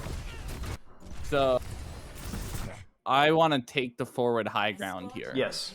Okay. And prevent them from having it. Okay. Is that reasonable for you to be able to do? With my team in those positions, no. But I did call it in VC. Like we should push up, but that's like saying, "Mom, I'm gonna drink bleach." Oh, now of course, now that's totally fine. Thank you so much for giving a heads up that you're going to drink bleach. That makes total sense. No, I think you're smoking some crack here. I think the idea is good, but you can only take aggressive high ground like this when and what circumstances for the enemy team. When they're down numbers? When they're down numbers or they got bad spawns, right? If you know that they have bad spawns, and you're like, this is a 3v3, and you have primal, and you're playing it from high ground, I would take it. Go for it. Play for the high ground. It's worth taking the 3v3 for sure. But this is not a 3v3. This is at best a 3v6, right? Maybe your Ana could pocket your Pharah a little bit. Maybe your Brig could walk forward, but again, that's at best a 5v6. And it's like you have the right idea for doing some things, but then you don't pay attention to whether you have bubble or not in regards to like what I should be doing. And then you just do not have good enough awareness of where your team is positioned and whether they can follow up off of the good things that you're doing. This is the danger. I'm going to talk about this when this review's done. I encourage you to watch, of being too smart of a player where you miss the forest for the trees. You do the right things, but you don't actually understand the context for when and where it's a good idea and when it's a bad idea. There's actually zero chance that this play works. Zero chance that this play works. So doing the right thing, claiming high ground, is impossible because your team can't heal you. Yeah. You got your priority list wrong. Remember that Mercy VOD review? You're getting all the details right, but you're missing, I'm not playing with my team. That's basically what's happening here. So I think priority for you in terms of just gameplay with Monkey, I want you to be more aware of where your team is positioned and like just generally taking as many fights as 6. And then if you could do that, then the next step for you is going to be more aware of what you having and not having bubble opens up in terms of plays and creating space. That's how you're going to be self-reviewing, is looking at those fights and in terms of like what you, so you're asking in your forum, like, I need to know how to self-review. Okay, I gave you 2 things to look at. These are the things you look at in your self-review. So was I aware of my team? Was I making the best play that I could with or without bubble? Go ahead. Sorry, I interrupted you. All right. No, it's okay. So I just go over those things in the VODs. Understood. Okay. Yeah, I mean, struggle with that a lot. Self-VOD review isn't super difficult. It just takes time to get better at. But I want you to go into self-VOD review knowing exactly what you're looking for, right? Don't just be like, oh, well, this is why I did it. Just be like, I need to look at, was that the best play I could have done with jump? Was that with bubble, excuse me? And then every team fight, was I aware of where my team was positioned? Was I aware of my team's timing? I think those are going to be your priorities. And then, like I said, last week with some of the VOD reviews that we did, make sure that you're not VOD reviewing for hours on end. Like, do it between queues. Do it 5, 10, 15 minutes, 20 minutes a day tops. You know, keep it chill, keep it relaxed, and save most of your energy for when you're actually playing. Make sense? Yeah, it makes perfect sense. Okay. What are the 2 priorities pre-review that we talked about? Do you remember? That you literally just said? Oh, well, not for the Winston play, for your overall approach to Overwatch. What are some things that you're going to be experimenting with? Let's put it that way. Well, I guess you didn't say this specifically, but playing less. Experiment with Well, making points. sure the time, intensity versus effort. Yes. I want you to experiment with that. Study yourself. Pretend that you're under the microscope and you're the scientist, right? Like, you've got some of your cells scraped up on a petri dish and you're just giving it a look. You know, how long can I maintain focus? When do I start to lose focus? How is that correlated with my sleep? How is that correlated with my mentality? When I have more fun, am I able to play longer? Right? Just treat it like a science. I don't know what works for you best. You need to go find that out. Okay? And what's the second thing we talked about first? The whiplash mindset of expanding yourself as a person. What's the short list for you? I'm sorry? What's the other priority for you? Remember who you are defined as. Oh, okay, yeah. Making sure Overwatch doesn't consume my identity, getting a more diverse persona, I guess. Try different things. It's really that simple. Try different things. See what you enjoy. Spend some time with some friends, spend some time with some family. Prove yourself as a person, you'll become a better player. Most of my not Overwatch time is on VR chat. What are you? Yeah. I play a lot of VR chat. It's pretty dark. Yeah. Do you have any questions? There was one I had, and now I forget it. It's okay. My DMs are always open, and this goes for all of my coaches. You know, if you have my DMs are always open, there's no limit about like. Yeah. Oh, okay, sick. There you go. Do you think like? So I just started working. I told you. I just started a new job, and do you think like a super organized schedule is like good? Like, do you think that can help people? Like, yes, say, but I'm gonna cut you off. But I think it's about small, sustainable adjustments rather than big, monumental changes. And this goes with Overwatch as well. Like today, we had a lot of monumental talks, right? But I don't want you to take this be like, I have to pick up 5 different hobbies by tomorrow. That's fair. For you, most people, the key thing, and this applies to diet, exercise, learning new things, just do something small, but it's sustainable. Like for you, maybe the schedule, the goal of the schedule is to just have, I have to get up. I'm going to try to get to bed around this time and try and get up at around this time every single day.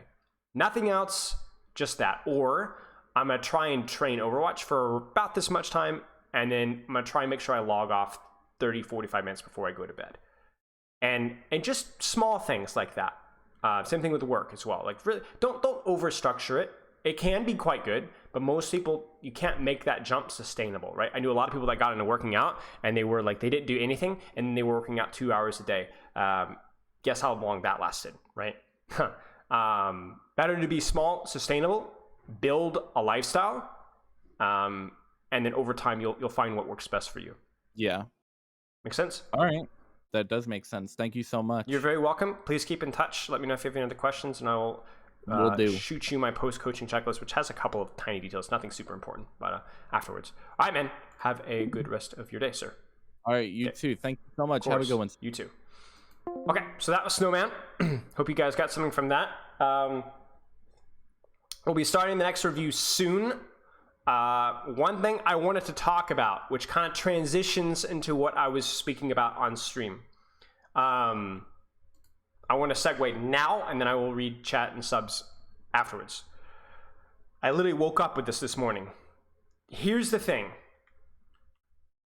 Educational content is dangerous. There is a big problem with educational content. And I don't just mean Overwatch educational content.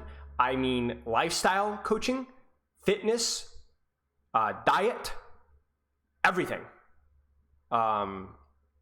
The grind set, there's something wrong with it. And here's why, okay? Let me give you a little bit of an analogy. Let's pretend that you're going camping, okay? And you're gonna go on a big camping trip and you wanna make sure that you're prepared.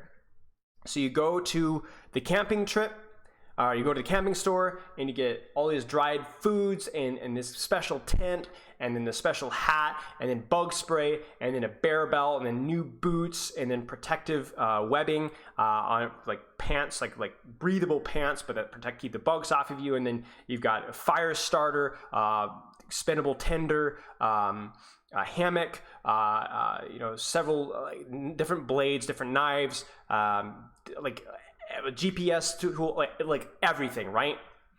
And what ends up happening is you get so much stuff that you actually start losing track of what you actually have. And then when you actually go camping, you're carrying this 95-pound bag on your back. You're like, oh, this sucks. And then you open the bag and you're like, I don't know what. It's overwhelming, it's heavy, it's too much. Now, if we transition that into like the educational content, the lifestyle coaching, the blessing and the curse right now is that on YouTube, you can figure out how to just learn anything, improve your lifestyle, get up earlier, 12 things to do to make sure that your diet is better, the best workout tip they have all these things, and I'm guilty of this as well. This is good, and I'm not just saying all this is good, I'm saying good advice. It can be tough. And it becomes to where you have so much going on that you don't find any value out of it. How many times, I am usually really, really detailed, like careful with this. But if I go into my gym right now, there's a couple things in my gym that I bought and I used, and then I didn't use anymore. There are endless bookmarks of life coaching, cool tips, this and that. And right now, do you see this bookshelf? There is a shelf and a half, almost a shelf and a half, of almost entirely coaching and leadership books. And do you know how many of those tips and things that I've actually learned from and applied? A lot, but a lot of times it was kind of overwhelming. And the problem is then people come into my channel, good advice and IOStux and Major Midget and Temporal and all these really, really good educational channels, and they learn so much, but it becomes a burden rather than a freedom because they've learned so much and then they don't know what to do with it. You go into a game and you're thinking about angles, you're thinking about timing, you're thinking about planning and the cool tip that I said here, and then the communication and then target priority, and it becomes like that weight, right? Where there's too much information and not enough action. And it gets to be overwhelming and a little bit discouraging, to be honest with you. And that's the danger. And this applies to everything. So then the question is what do you do with it? The important thing that you have to do is, as you're learning and as you're growing, and I'm not saying stop consuming educational content, otherwise I'd be out of a job. But what you have to do while you're doing that is you have to be able to do two things. Listen really carefully. You have to be able to prioritize and you have to be able to discard, okay? You have to be able to say, okay, I've watched a lot of stuff, I've read a lot of stuff, took a lot of notes, read a lot of books, I've tested a lot of things in my own life, and I realize that these things that I've learned are the most important things for me to improve at, are the things that are most impactful to me, and then you kind of have to discard the rest. I'm not saying throw it out and never look at it again, but for right now, this is what I'm focusing on. When you go on that camping trip, maybe the 3 different types of mosquito repellent isn't that important, right? Maybe 17 different 3-course meals isn't that important. Maybe you want to go camping in a hammock, but not in a tent, because you can't do both. And I think a lot of people miss that. They get too many things going on, it gets overwhelming, and then nothing actually actionable happens. How many of you guys have watched a sleeping improvement video, or a fitness series video, or a mindset video, or how to deal with depression, or how to deal with leadership, or right? And how many of you guys have watched educational Overwatch content? And then how many of you guys have actually applied? And that's the gap that you have to close, where you read too much, you learn too much, but you don't actually apply it. That's the problem. That's why I offer coaching, okay? Self-plug here, but that's why anybody's coaching matters, because I realized this the other day. I pulled my back doing something the other day, tweaked it. So I'm sitting here looking at all these back videos, and I'm sitting there and I'm like, I don't know what's wrong with me. I'm overwhelmed. I don't know whether I should be doing this or resting or stretching. But that's why there's physical therapists, because they know, they can diagnose. And that's why there's such a thing as coaching sessions, is because what I do is I take all of the knowledge and then I apply exactly as best as I can in a way that what you need, not what you viewer needs, not what you viewers, but what you specifically need. And your challenge, whether you get a coaching session with me or not, or whether you're talking about life coaching or fitness or health or sleep or work or grind set or whatever, is to stop consuming that content, but to be able to consume and discard, consume and prioritize. Oh, this really works for me. Okay, work on that, build that life skill. So it's not just one thing at a time. That's a good way of putting it, but it's also what's most important. And then being able to be totally fine with not following every tip. I remember one time I got like, you should be doing these 5 stretches every single day, otherwise you're an idiot, right? And I'm like, I don't do these 5 stretches every day. I feel okay. I'm not currently dying from not doing this advanced broomstick shoulder mobility stretch. So maybe it's not actually that important. There are plenty of people that have gotten to Overwatch League somehow without my coaching. How did they do it, chat? Right? So that's what I'm trying to say. You have to find out like what's most important to you. Even if the advice is good, it can be too much. You guys saw that with the Gold Mercy, right? Where they knew everything, but they sucked. In terms of like they miss the priority list, right? And that's the other thing too. When you start polluting your bag, right? When you start having 4 different types of dried lasagna, maybe you've lost your flashlight at the bottom of the bag, right? The actually really important stuff gets buried underneath all the details. I learned this with speed training. I was trying to figure out what the best split squat form was that had the most carryover to speed training, and I was overtraining. I wasn't getting enough sleep. I was missing the forest for the trees, guys. It happens to everybody. Okay. Let's go back just a wee little bit here. I'm missing some subs. Jurgen Mortal, thank you for the sub. I appreciate it. Thank you guys for all the follows, by the way. Cager, thanks for the gifted sub to John. Good to see John. If John's still in chat, good to see you, mate. Crimson, congrats on the sub. Looking forward to chatting with you in a second. Boom, thanks for the resubscription, mate. Long time no see. Thor, yo. Hydrate, I am doing so now. Posture check, I'm doing so now. Amari Pepper cameo. Nah, how about just a Pepper cameo? Show off your glasses. Special cameo? No, dude, the cat. Oh. Well, I told. They already asked. I told them they're gonna have to wait. Oh, okay. It'll be exciting for next week. Just show me your glasses. Mari looks grouchy. Mari, come. Oh, here in the background. Come here, Mari. She looks She's like, so yeah. mad. Yeah, she does not look mad. So I got these sunglasses. Can I see the sunglasses? I got her these sunglasses for her birthday.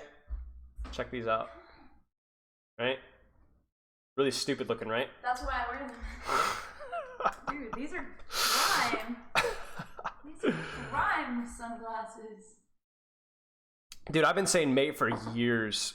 I don't know what started, but yeah. Oh my gosh, please. Okay, let's get started on our next session. We are behind schedule. I will message Luno. Coached a while ago. Some off tank if I remember correctly. It's been such a long time. Ba ba ba ba ba bum. My voice is giving. Can you tell him what his name is? Now and Oh yeah, the cat name. Nah, you should post it on Instagram. I'm gonna go with the word. Yeah, make it a surprise. I got a cool like lore appropriate name. I'm a horrible, just worthless. Huh? Just got his flea treatment, so the next 24 hours he is safe. Okay, sounds good. No more. Um, Whatever the thing is. my friend coaches me a lot. We do a lot of outers together. You know, too much, but can't apply. But I think it's real. Oh man, 100%. It's especially real for like people that spend a lot of time in good channels, you know.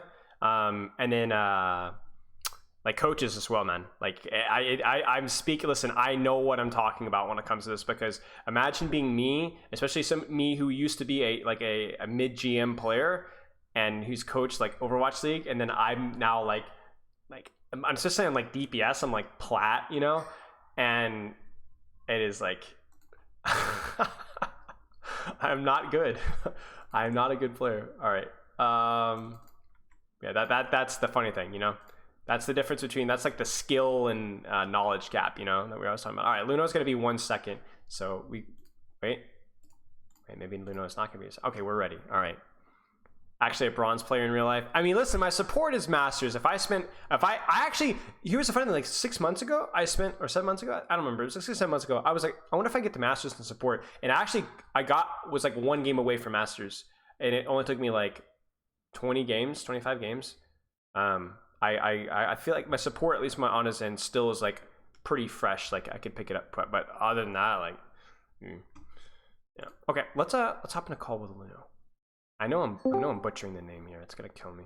I don't even know if I've ever been pronounced it right. Have I ever pronounced your name correctly? Is it Luno? Yeah, that sounds about right. Okay, that's not encouraging. It's not. That's not it. What is it? You gotta tell me.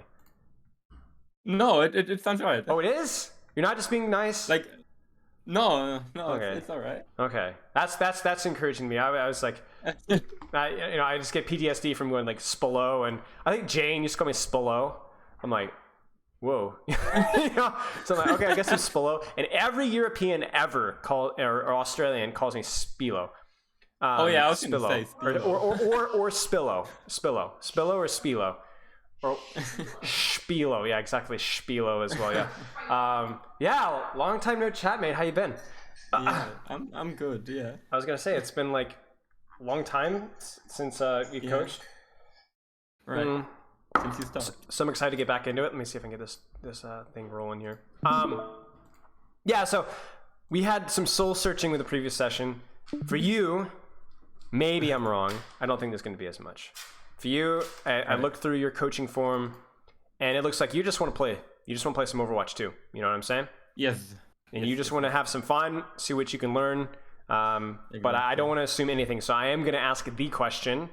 Will you marry me? No, I'm just kidding. What do you want out of Overwatch? What is the Right goal? now? Short term, long term. Yes. I will make no assumptions. Huh. I don't really know.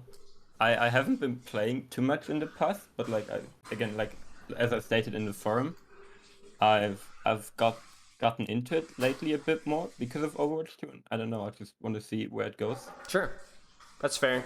That sounds a lot like I think most folks who are like tentatively wanting to play, tentatively wanting to test, see what happens, see how the game feels. Yeah. I mean, that was going to be like, this sounds a little bit weird, but that was kind of my mindset going into this Overwatch League season was, Right. am I going to love this game? Am I going to love the environment? Am I going to love, and just kind of test it out and see what happens. And, to me, that's the same for you. You're the kind of Yeah. person that enjoys learning, enjoys playing, Exactly. but, Overwatch League isn't like necessarily on the horizon. So, okay. Well, that makes things really easy for me. Before we jump right in though, what kind of like, if like, let's tell me, what has your training schedule been like looking at the last couple of weeks as you've been getting back into it? I don't know. I've been looking to play like 3, 4, 5 games in the evening. Mm-hmm. Like some kind of, I don't know, more Sure. chill games. Okay. 3 to 5 games. Sounds good. And then like any warm up, any review? No, like not really wrong. I've just been going in like practice range and shit in queue. Okay. So immediately queuing and then just smacking the practice range bots while you're queuing. Okay. Yeah. How long are 10 queues now in Overwatch? Like 5, 6, 7 minutes? No, it's alright. It's like 2-3 minutes. Jeez, man. Nice. Okay. That's one nice thing about Tank, man. Holy smokes. Okay. That's Yeah. awesome. Okay. And then in terms of how often you play, is this like a daily thing or like 4 days a week, 5 days a week? It's pretty regular at this point. It's like, almost every day. Perfect. Maybe Okay. I skip like 1 day or 2. Okay, awesome. And then in terms of what am I trying to ask here? Oh, hero pool. I know you were primarily an off-tank hero player before. Is that still the same? Is it pretty even with your off-tanks, or is there? I assume you don't play a ton of pretty much Zarya. still the same, but I've gotten a bit more into ball, just like when people pick off tanks, so I don't have like to pick a second off tank. Gotcha. So you are the Diva Kinda Sigma go with that. Ball. Okay. Yeah. Do you play any Zarya or Hog? Hog, no, Zarya a bit. Okay, so mostly Diva Sigma Ball. Okay, that's a fine hero Yeah. pool. And you said 3 to 5 games a day. I think for you, what I can try and do is with the amount of time that you are training right now. Well, actually, there's one other question before we kind of get into it. What would you grade your intensity when you play? Is this because I think there's going to be a gap between your intensity level and somebody like I previously talked about, right? Right. But I don't want to assume. Like, what is your intensity level usually when you're training? From like 1 to 10? Yeah, sure. I mean, I go like, I don't know, 7, 8. Yeah, so you try, but you're not like. So I breaking still out the try sweat. to think about what I'm doing, but I'm like not, Yeah. I'm Okay. like not reviewing like mid maps or something. Yeah, yeah, I got you. Okay, so like not super totally fully focused. Okay, so Yeah. full honesty here, I think. And then what SR are you right now? 3.6, 3.7. Okay, around that. so what I expect from this review is maybe you will kind of feel a little bit more comfortable transitioning to Overwatch 2. Maybe we can bump your skill level a little bit. But I think really where you're at now is probably where you'll probably stay for the most part. For the amount of time and the amount of energy that you're putting in, because you are at a relatively high SR. Yeah. And you are only playing 3 to 5 games a day, and you're not going full out. So I think like it's pretty reasonable for you. There's definitely a decent chance that you could hit GM, but I don't think much higher than that is reasonable. Right. So I think like we have an opportunity to like maybe explain some things, maybe give you the right mindset, maybe give you some tips, maybe help you gain 300, 400 SR,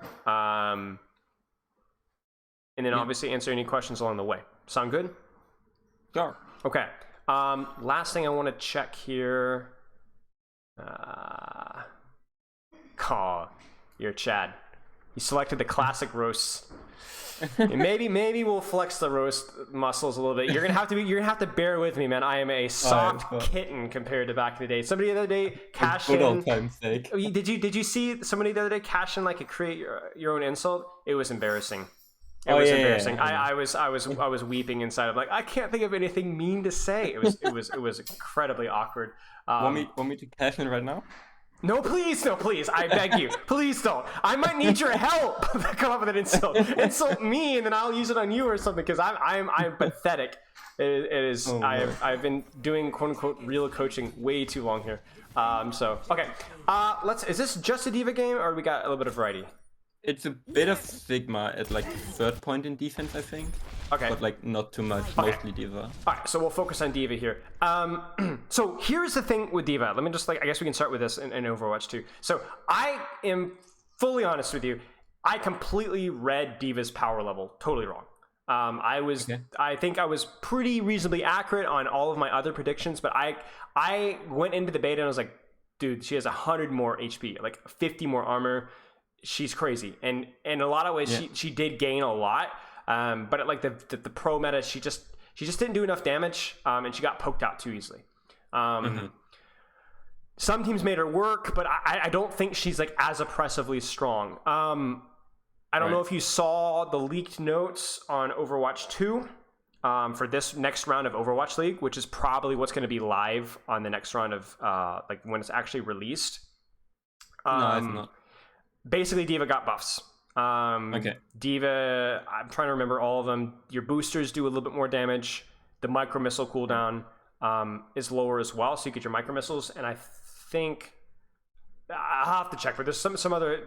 Oh, your remech ult charges reduce as well, because in the new Overwatch 2 it takes forever to build back your mech because they're reduced, but they reduce that as well. So the micro missile one is the really impactful one, as is the booster one. So those are things to be aware of. So they realize that your hero is a little weak and they're trying to buff it. But let's actually play a little game.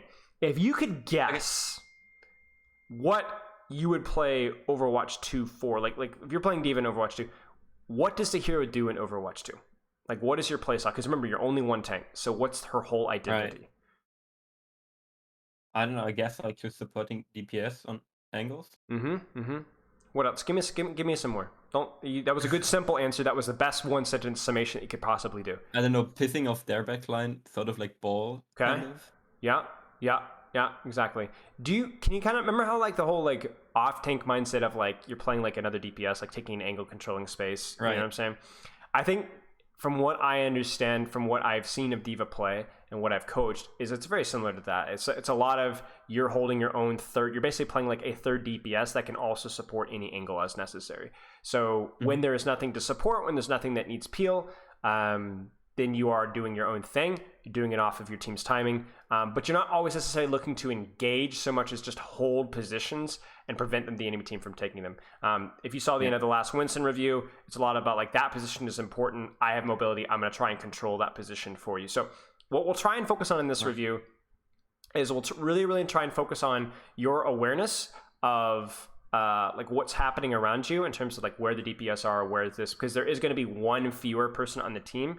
The enemy team, which means it's actually so important that you're always aware of where the enemies are, because in Overwatch 2, there's less main tank brute force create space and more one tank create space, but also the DPS have to play aggressive on angles. The supports have to play aggressive and controlling angles, controlling space. So that means your awareness becomes so much more important. It's not just I'm supporting my main tank. You have to be way more aware of what your supports, what the enemy supports, it's like just general awareness is like actually so important. So that skill will carry over. Maybe we'll talk a little bit about matrix management. Maybe we'll talk a little bit about your ults, things like that. But I want to try and focus on like general awareness, checking on what's going around you, marking, matching, things like that. Sounds good?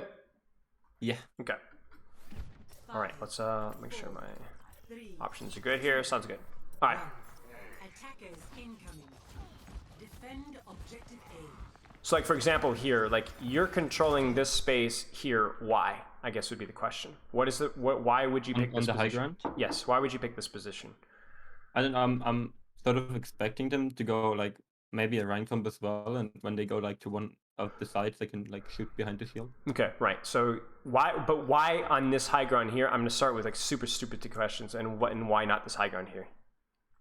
Because I have like more cover back there, and I'm like in my support LOS. Right, exactly. Like you're playing around where your team is set up and you have better cover, right? So like for you, it's the same kind of thing in Overwatch 2. It's going to be like more chaotic in terms of where your team is positioned. But at the same time, you are going to have to kind of play around where your backline or where your DPS want to set up. For example, with your comp right here, where do you think they are generally going to be playing as the fight breaks out? Like what parts of the map here on first point? My team now? Sure. I don't know. Maybe on like the high ground. the Yeah, right they side might high play high ground. They might kite back to this location here. Maybe your Genji plays and contests this high ground here, so that you kind of have to be aware of that. Now, you're dealing with a Reinhardt here, so you have to be aware of his positioning as well, but that's just something to keep in mind. Okay, let's continue. The Widow's dead. That is good. And very similar to Winston, it's like how much space can you create or hold or enable while taking the least amount of damage at the same time. Okay, so we're at a very crucial point, I guess. Let's actually go back right before your Genji dies. We're at a very crucial point in the fight because what's happened in terms of positioning here? Do you see? Yeah, my team's going back and they're like taking all the space around the statue. Right, and then what is your positioning in relation to that? Going with my team. Right, so your out. position here, how would you grade your positioning here? Right now, Yes. I'm probably a bit too far forward Right. regarding to my team. Right, regarding to your team. Like, that's the thing we're going to keep coming back to, right? If you were on the high ground here, would that necessarily be good positioning still?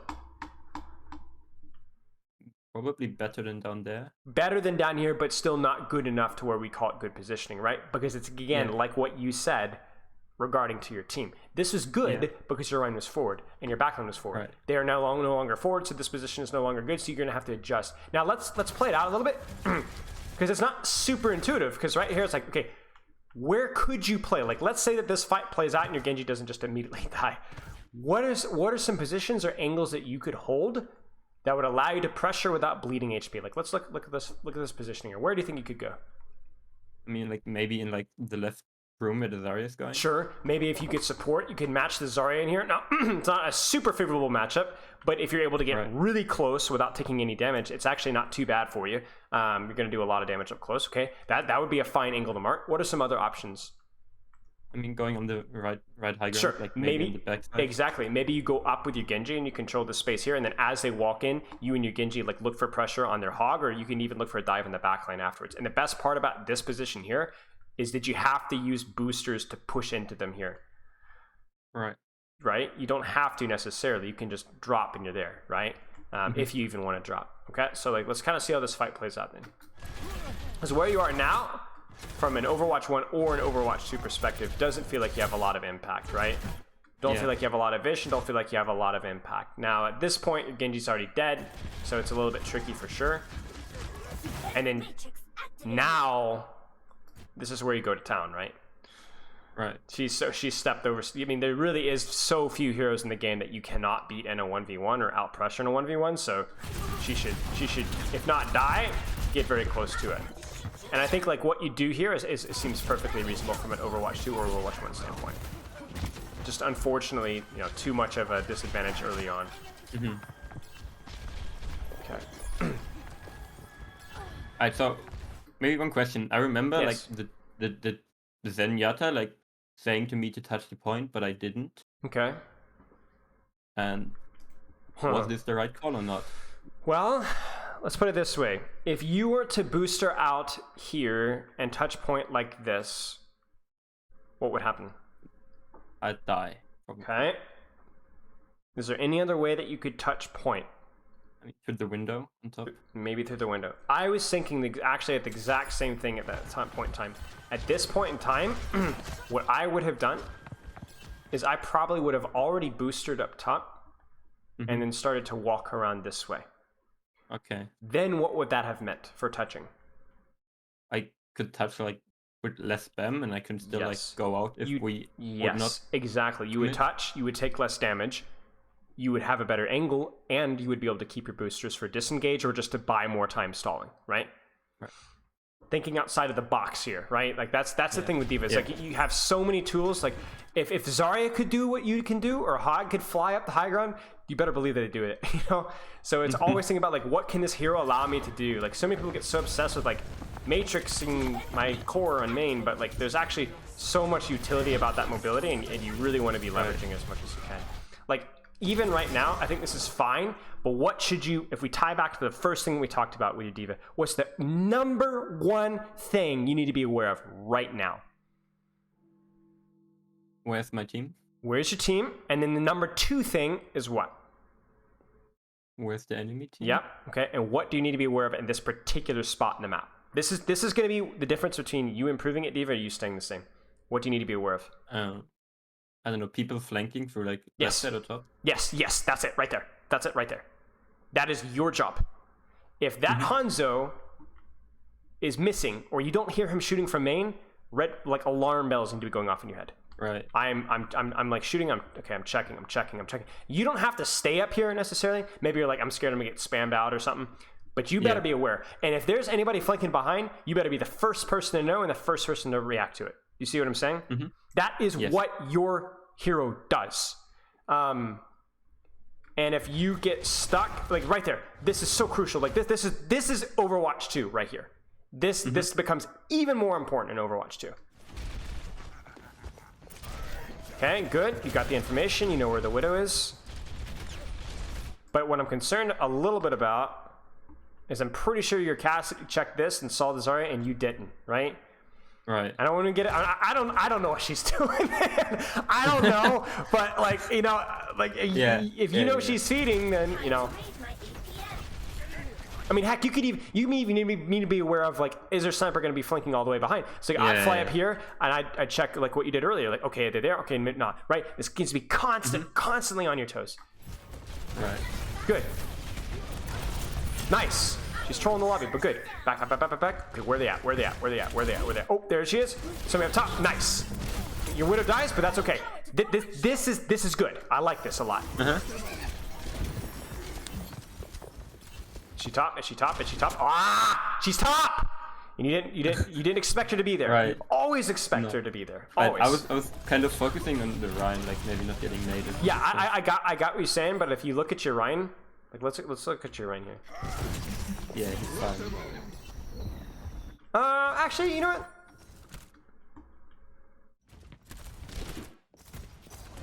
Okay, you know what? You're right. I understand your concern there because he was slept. That's on me. So I don't actually think you were feeding. I do just and you do react to going back to high ground. So never mind. Forget what I said. Okay. Hey, this was supposed to be more of a roast. Crud. Careful, right? Careful. Remember, your job isn't necessarily to kill, because if they get pocket, you're just not going to be able to kill anything. Again, Overwatch 2, it's going to be even harder to kill things. You're going to do slightly less damage. But you just simply existing here, you've absorbed full Matrix and Storm Arrow, and then peace, you know? Yeah. I understand the boop there is cool and everything, but it doesn't really accomplish anything, right? Like, he's just going to come right back. Fly back up again, force the Mercy Beam. If you can make that Mercy beam him every time he takes his high ground, and you never get chunked, then this is always going to be favorable for you, right? Because he's going to have no opportunity to really kill you. He's going to have no opportunity to kill your team. Good. Go back up. Nice. I mean, I really think that is fine. You know what I'm saying? Yeah. Like, I really think that like that trade is fine. It's a 2-for-1, consistent 2-for-1, and you're not bleeding a resource either. Very nice. And this is pretty good. I like this. And then you're just gonna bomb. Good. I mean, this fight is lost, but I think for the most part, you had the right mindset for doing it. You were very aware of what was happening around you. You were very eager to contest the right things. The only thing I think is maybe you could have played your HP versus the Hanzo a little better. Demanded a little bit less resource. Just play around your Matrix rather than your HP. But outside of that, I think pretty reasonable. Okay. Okay. Yeah, I have no idea what that Zarya was doing. I really honestly do not know what she was doing. This is good. Sequential space taking. Very good. Again, that's your priority, right? That person's on the flank. That's your priority. Really nice. Yeah. So people on the flank are always my priority, even if I play with Orion. Well, it depends, right? So like let's think about it. Let's redraw this scenario just a wee bit, okay? So like let's say your Ryan is on the corner here. And you're like contesting high ground here, maybe you're controlling the choke here. If you see the Hog far flanking, what's the mindset there? Because it's tricky, isn't it? Yeah, I don't know. Like, if it was like a coordinated team, probably just push like their main core and ignore the Hog. But in a ranked game, what would you do? Yeah, I don't know. I don't really know. So this is the thing, is I don't think that I can in good conscience give you a hard rule, because it's going to depend Okay. on the circumstance. What you need to be aware of is that yes, the flanks are your job, but also if you leaving this flank and chasing down a hog where maybe your backline like is aware that he's there, right? Right. If that means that a Widowmaker that you know is on this flank over here is able to walk forward and take a free sightline, maybe it's more important that you stay here. Yeah. You know, maybe if you know there's a Hanzo peeking out this door here, and you're like, I have to sit here because the Hanzo's going to kill my team, and you just have to give your hog the chance to hit the hook. I'm not sure. It's going to depend. It's really going to depend on the circumstance. The key thing for you though is to be able to do two things at the same time. Number one is to be able to develop your decision making in these kind of fights, right? Like to be able to decide which one is more important, because you might go, okay, I'm gonna sit on the Hanzo, but oh shoot, that hog is actually like on top of us and I just let him hook and kill our team. That's it. That I need to learn from that, right? But the other thing is you're never going to be able to make good decisions if you're never aware that the decision was needing to be made. If you don't know the hog is on the flank, then you're never going to be able to make that decision. If you don't know the Hanzo's here, or if you don't know if the Widow is there, you're never going to be able to make the decision in the first place. Do you kind of see what I'm saying? Right. That's why I'm so adamant that that's what you need to keep focus on, even though you seem to be doing an okay job of it, because that's how you're going to learn. If you're not even aware the hog's in the flank, then how are you going to decide which one's more important? Yeah. So that's the more important, crucial thing for you. For you right here, your Ryan needed a little bit of help, maybe, but the hog is on top of your BAP. That's the priority. Yeah. If you don't know that hog is there, your BAP is dead, and you never get the chance to learn from the situation. So, okay. So yes, flanks, high ground, always your responsibility, but it's going to be up to you to decide which one is more important in which circumstance. Okay. Very nice. Okay. And this is when, yes, I was just about to say this. Full scouting. I think with their team, if you know where their hog is, I don't even think you need to be hesitating to go like fly all the way to here. Just to peek, right? Obviously, if there's a Widow there with a Mercy, you can't stay. You do need to, full Matrix booster out. But I think like get as much information as you possibly can, because I don't see anybody on their team that punishes you for doing this. Unless their hog like goes high ground. Like there's just no way to like go full out on the scouting, full out. Much information as you can. Your sin is kind of trying to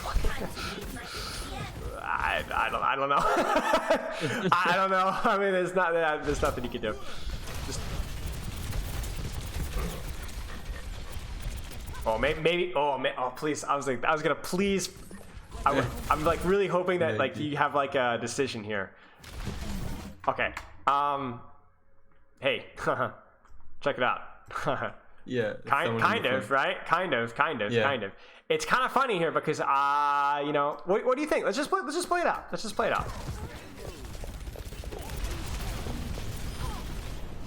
What do you think? How do you think you played that like 10-second little bite there? What do you think?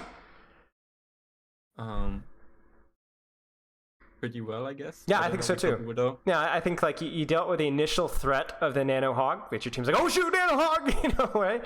You kind of you're there just in case something crappy happens, and then once things kind of settle and/or you hear the Widow, you immediately respond, right? Right. And you make sure that 1v1 is one. Okay, so I think that was very reasonable. But again, that comes from the awareness. Like right now, the alarm bells need to be going off in your head, right? What's the problem? Right. Where's my team? Yeah, where's your team and where the heck is the enemy team? You only see Hog. Right. Where'd they go, right? So this is where maybe you fly here and you start scouting. Where they at? Now right now I don't even know if you have time to react, but right. Okay.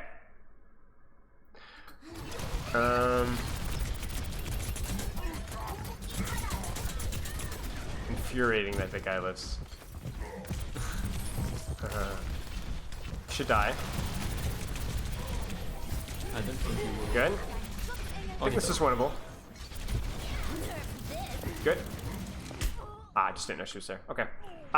Reasonable awareness. I think like maintaining your ability to like keep focusing on different things seems to be actually a pretty good strong point for you. And I in fact, rather than going let's back off if you're already good at it, no, I think keep practicing it. Go more aggressive. Like I said in the previous fight, like get more scouting information. Where's that widow? Where are they setting up? And remember, in Overwatch 1, there's one fewer person on the battlefield. So as long as you're not getting chunked and losing a lot of HP while you're doing this information, there's really no downside to it. Like constantly, I think it was Shock who played in the double flex support meta. They played a lot of D.Va. And D.Va is actually like pretty tanky. You could take a pretty decent amount of damage and just get so much scouting information without even having to worry as much about your cooldowns as like a Monkey did. And that was like something that Kaluja is really good at. It's like just pushing cart, getting information, getting full information like all the time. And I think like that's going to be like super impactful in Overwatch 2. I want to skip your segment. We might come back to it later, but I want to see more of this. Do you have any questions so far? No, I'm good. Okay. I think so far, so decent. A couple of details. Let's see how they look moving forward. Yeah, exactly. Yeah. But what I want you to do though, like a little bit of a nitpick, is I don't want you to react. I want you to anticipate. Yeah. So you're doing an excellent job reacting, but as you're walking forward, what is your mindset right now? What do you not have information on right now? The flanks. The flanks, you don't even know what DPS they're running right now. Yeah. You know? Is there a Sombra behind? Is there a Widow on high ground? Is there a Genji in this room? You don't know. So as you're walking forward, I don't want you just like mind brain follow your Rein. You need to be the safety valve on checking this. Where's that Widow? Is there Genji? Is there Sombra going to decloak behind me and one clip my Zen? You know what I'm saying? Right. Because you can support Rein, you are fine at supporting Rein, but you are better at making sure that your DPS and support can support your Rein. Right. And this is going to be more important in Overwatch 2 because I want you just to delete this guy. How do you take space now? Right after killing him, or Nah, let's just say we're on playing Overwatch 2 right now. There is no Reinhardt. There is just you. How do you take space? I don't know. I'd probably like maybe fly on the high ground. Yeah, you'd get in, exactly. You would walk forward. You look for scouting. Okay, fly in high ground. Okay. Oh, I see a support. Oh, there's a Widow here. Okay. Okay, Hog's looking for me. Okay. Now you have a question, right? Do I help my team clear this angle here, or do I go and push the Widow, right? And right.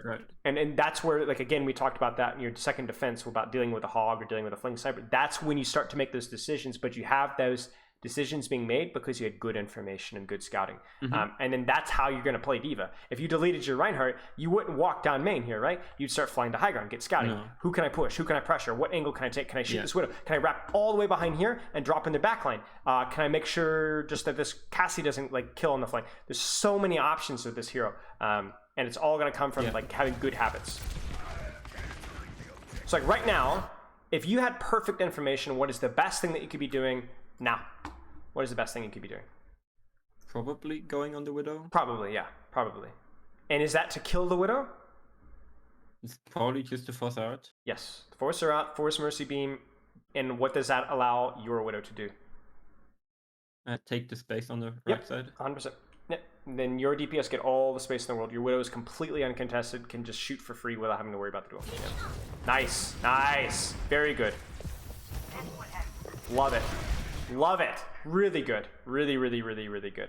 That does mean their Cassidy is free, but it means that your Widow is free, right, as well. And then think about like what their supports have to be thinking about right now, right? All killing that Widow. That means that your Rein can swing for free without worrying about nade, without worrying about sleep. This is really good. This is where thinking outside of the box as D.Va is going to be so important. You can't just iMatrix my main tank. You have to be more creative and clever. Don't think you needed boosters there, but I understand you heard the hook sound. Okay. Yeah, this is where I think like. Okay, let's. I understand why you double back here, but like let's think a little bit outside the box here. What are some options that you actually have right now? Maybe chasing the Widow? Maybe chasing the Widow. Would you use boosters to chase? I guess not, but in-game probably if I wasn't thinking about it. Right. So I think there's an option here for you to continue to pursue, and drop, and then just play it safe, right? To just bait resource Yeah. and then fly back to high ground when you get a chance, Yeah. right? Okay, that's an option here. I think this use of boosters like ends up costing you. I think like your ability to just play here and then maybe the wrap around later would have been nice, but I think like you end up stacked because you hear the hook on your Ryan, and then it gets pretty cruddy, unfortunately. Yeah, and then now you know you're kind of like in the worst case scenario where you're stuck in the middle of point, and there's like you're not able to like control or contest anything. So a little bit hindsighty. I don't want to like nitpick that because I understand why you came back, but obviously it ends up feeling pretty rough. Yeah. And you've completely lost track of what's happening around you. You don't know where anything is. Yeah. And it gets really chaotic. And then now you're gonna get demaxed. Oh, yeah.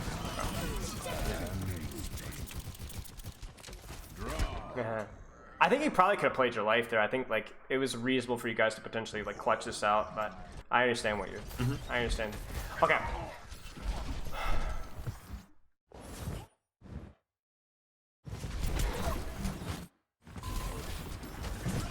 Alright. Yes, good. Do not let her clutch. Remove her from the field.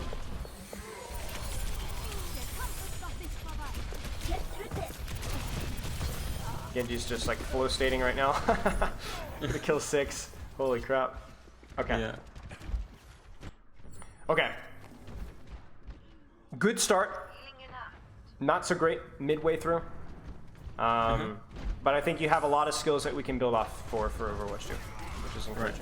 You definitely have like pretty solid fundamentals of like what you need to be doing. Nice. That should be a kill. Unfortunate.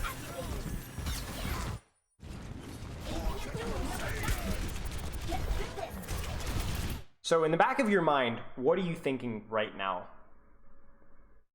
Maybe go on the Widow. Yeah. Oh, like that's always the mentality. It's not like necessarily Widow, but anytime that there's anybody isolated, your mindset is that I am waiting for the opportunity to go on that without dying, right? And again, it's not necessarily for the kill. It's because I know what that is going to make them do. You know what I'm saying? Yeah. So like even this right here, seems like really messy, but like that's kind of what you want to be doing there, right? Like. You get a lot of pressure for that. I don't know what happened with the hog, but okay, seems fairly reasonable. Let's keep watching.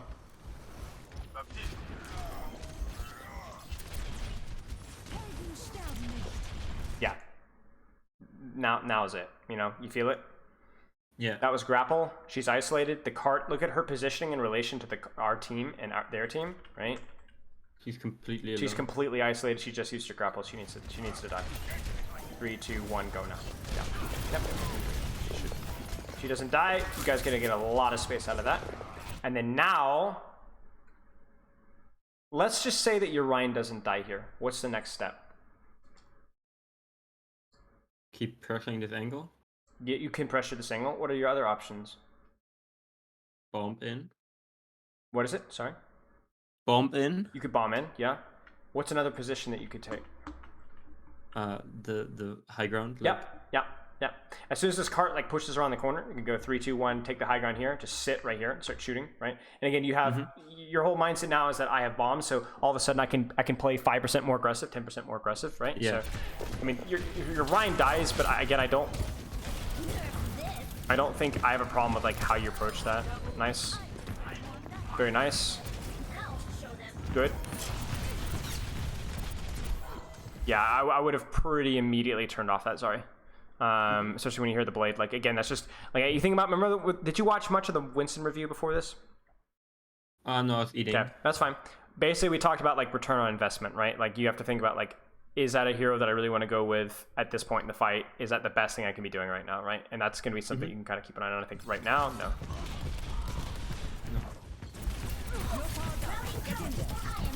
Blow him up. I was looking for the mercy, but sorry, I just juked. Yeah. Okay. Good. Full information. Where did they go? Where did they go? Where did they go? I probably would have just stayed high ground, to be honest with you.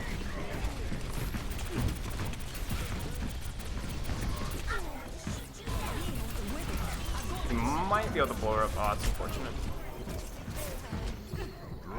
So, to be honest with you, I think I'm not happy the fact that we dropped here. I think that really made our life a lot harder.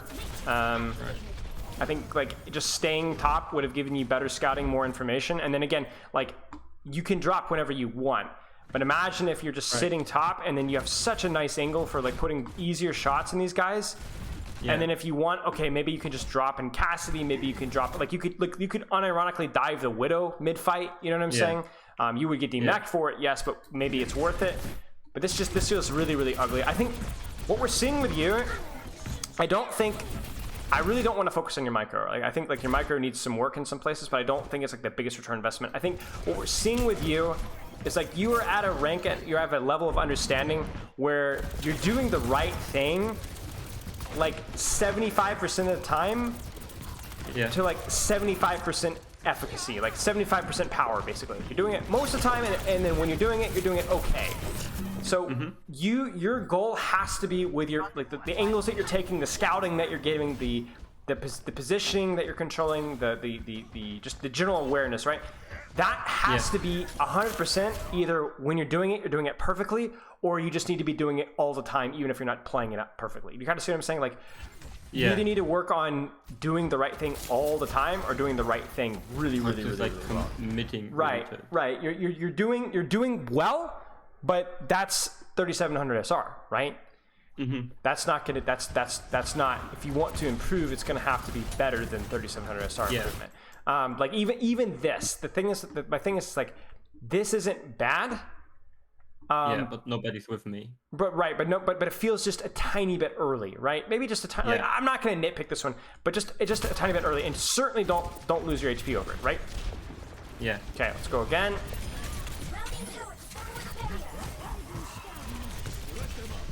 Okay.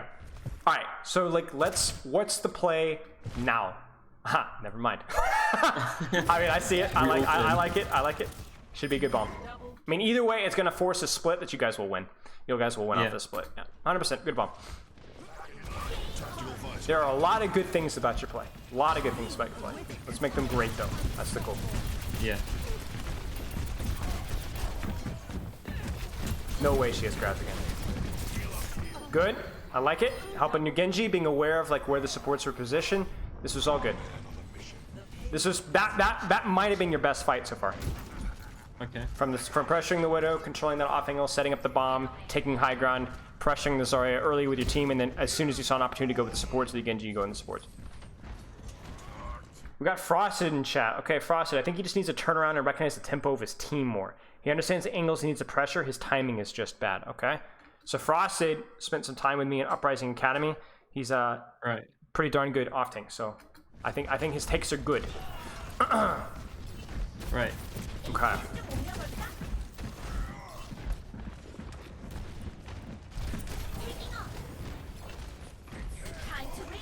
Nice. I love the position as well.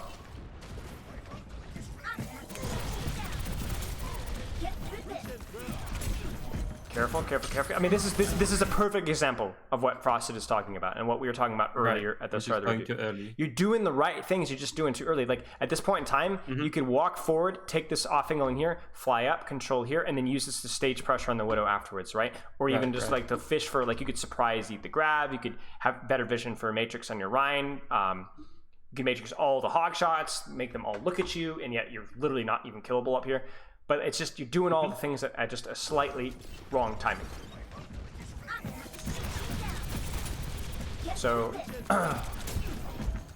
it's like everything, and I wouldn't even say your timing is consistently bad. I think your timing is pretty consistently okay, but it's just not good, right? It's the same thing as like your scouting and your general awareness. It's not bad, it's often pretty good, but it's not great. There's still a lot of fights that are cost, like you're being cost fights based off your timing, and now we're playing Pistol Simulator, right? So, yeah.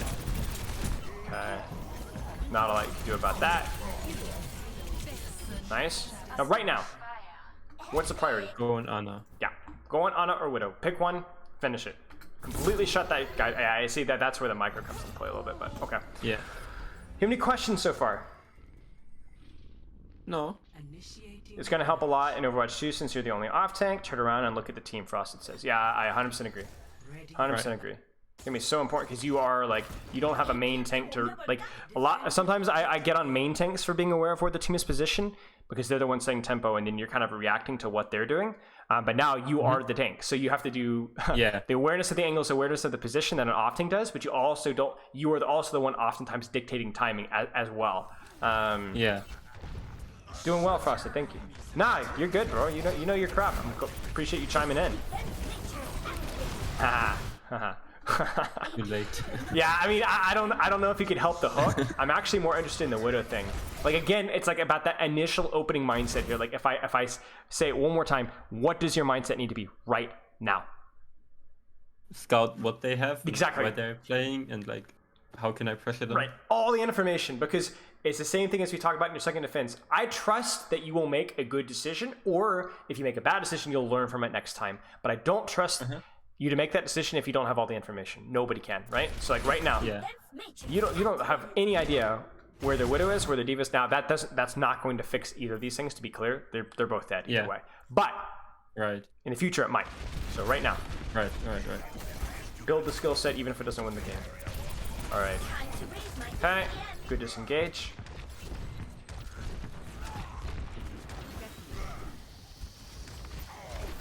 I mean, your BAP is kind of feeding. Yeah, I don't really know. Easy.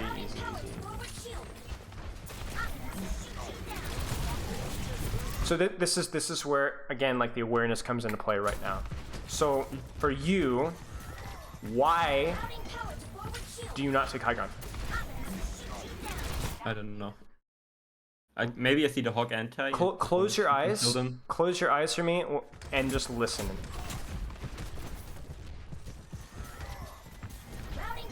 Right Step. now, listen. Start listening. Yeah. Okay. Did you hear that in your left ear? No. Did you hear the Widow shot? Let's put it that way. No, not really. Listen again.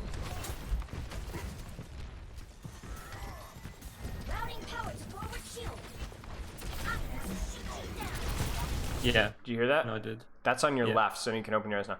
Right. She's actually dropped. She's on the floor. Mm-hmm. So now all of a sudden, if you go high ground, I'm not saying this would be bad, but there's not a necessity for it right now, right? Okay, And yeah. that changes completely how you position now. Right. Because I think in general, like there aren't a lot of good angles for you to pressure. It's more about like denying the enemy team on this point, right? So this is what I'm talking Right. about, like where that awareness is really crucial, where like that has to be your number one priority right now. I know you're a little worried about your Rhine, but your number one priority is I need to make sure, be aware of exactly where that Widow is, right? Where that Cassidy is. And I don't think you're aware of that right now. I don't think if No. you knew, if you thought that she was up here, you should already have been on her, to be honest with you. Mm-hmm. But you're not. You're staying main, which right now is the right play, but it's the right play by accident. Because right, you didn't actually know that she was on the floor. And then now, I would consider boosting forward to here, right? Or what? What are your other options? There's a couple other options actually. Taking left side. Yeah. I see the Hawk right now. Check the left side. Mark. Just sit in it right here. Just if he's here. Yeah. What are the other options here? Maybe going like more aggressive behind them. Yeah, you could fly up top, right? Stage this for pressure on backline if they try and touch point, or stage for on backline, right? Yeah. Lots of options. Uh-oh. You see it? Yeah. Hawk killed Yeah, behind. Hawk killed Genji. That's on you. That is your responsibility. Especially with that Widow dead, now it's like it becomes like a hierarchy of needs. Who's the scarier target, and who's the more scary position, right? Like even if Yeah. that Widow was alive, if that Widow's like sitting like right here, there's not a lot you can do, right? If your team dies to the Widow standing right there, okay, you guys suck. GG's. But if there's a Hawk flanking on your backline, that's your job, right? What is your backline gonna do about this? They hit the sleep or they die. Like they're just right. So that's your fault. That's your job. Overwatch 2 or not, that's your job. I think this is all reasonably good. Like you took a lot of attention, you took a lot of resource, but at that point it's kind of too late, you know? Nice. Very good. That's good micro play there, but I just don't think it matters at this point. The fight's over.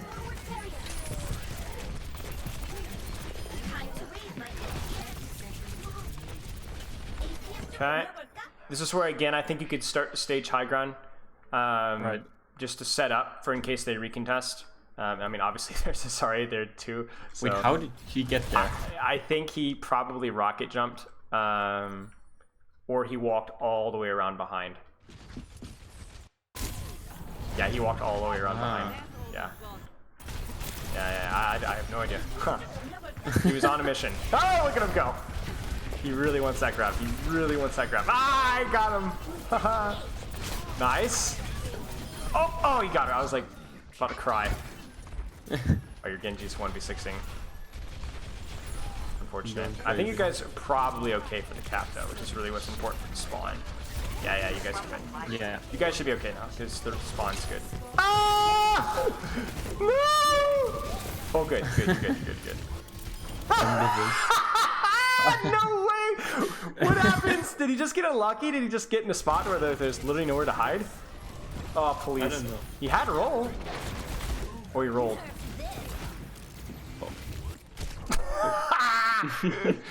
Poor guy. Oh, no. Poor fella. Okay. Ah! That's hilarious. Okay, good. Okay. Obviously, you're scared of Hook. But what does this position give you? Let me see where Widow plays. Yeah. And like if she's isolated. Yeah, exactly. It tells you exactly where you need to be looking ahead of time. Like, I don't think there's really anywhere for you to position outside of main right now, but you can at least get a little bit of information and then use that. And then obviously if you had bomb, maybe you could go for like a cheesy hard flank counter. Like, I mean, honestly, like what their Zarya did is a lot more reasonable for you to do than it was for their Zarya. So, I mean, hey, Yeah. not saying it's a good play here. I mean, I know you're worried about grab and all that, but like, I mean, oh, that's huge. Actually, a pretty bad grab from them. Very winnable fight. A solo grab on a diva behind a corner is not exactly good, so. And again, I think like mindset here, right? Yeah. Listen again, right? All fine. Yeah, I heard the shots. Yeah, you heard the shots, right? Yeah. Right now. Screw the Zarya, man. As soon as you should be thinking like, okay, maybe it's fine now because you don't have boosters, but like priority has to, you know, actually again, see, I'm nitpicking. As soon as you got boosters, you did turn on the Widow, but like, I guess my question is was that just because you didn't have boosters or because you just weren't thinking it, you know? Yeah. And I'm not sure what the answer to that is, but just something to be aware of. I don't know either. Yeah, it's okay.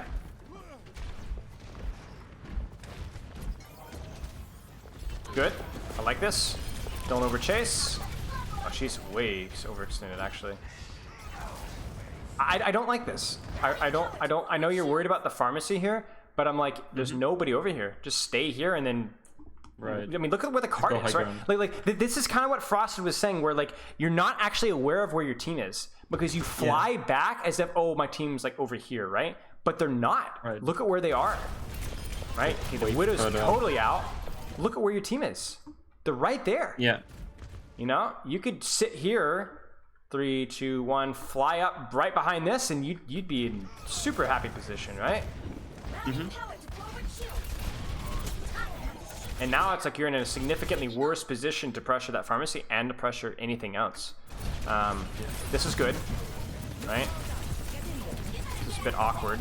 Zarya is probably the best target to focus here if you don't know where the squishies are.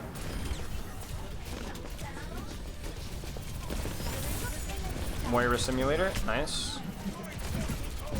Good. Where? Nice. Ooh. Oh. Okay, you should be okay. We should be all right. I would again play your life here. I think you're gonna get it back reasonably fast. Okay, maybe not. Oh my gosh, huge death blossom. You guys full cap? You guys, you guys should full cap here. You guys have the resources for it. We just snowball it to the end. Yeah. Bomb, seems good. Okay. All right. So we'll watch a little bit more. Let's watch maybe 1 or 2 more team fights. But what's standing out to you so far? I mean, we've hit on it a couple times, but what's standing out to you so far? I mean, like probably the biggest thing is like to be more aware where like my team is playing and like scout more. Yeah. I think that makes the more sense. Okay. You seem to have a pretty decent idea of like what your job is, but I don't think you're giving yourself full information so that you can make the best decisions that you can. You know what I'm saying? Yeah. I think your decisions would be more consistently good if you had more information. Okay. Again, here, it's really like it's the same problem as like the last time, the first fight, right? Where your Ryan drops back and then you kind of lag behind, which doesn't seem like a big deal, but you're gonna lose HP along the way, you know, and maybe he gets a hook on you, you know. So just be a little bit more attentive to like those adjustments. Yeah. Okay. Okay. Well, let's actually go back a little bit. Nice.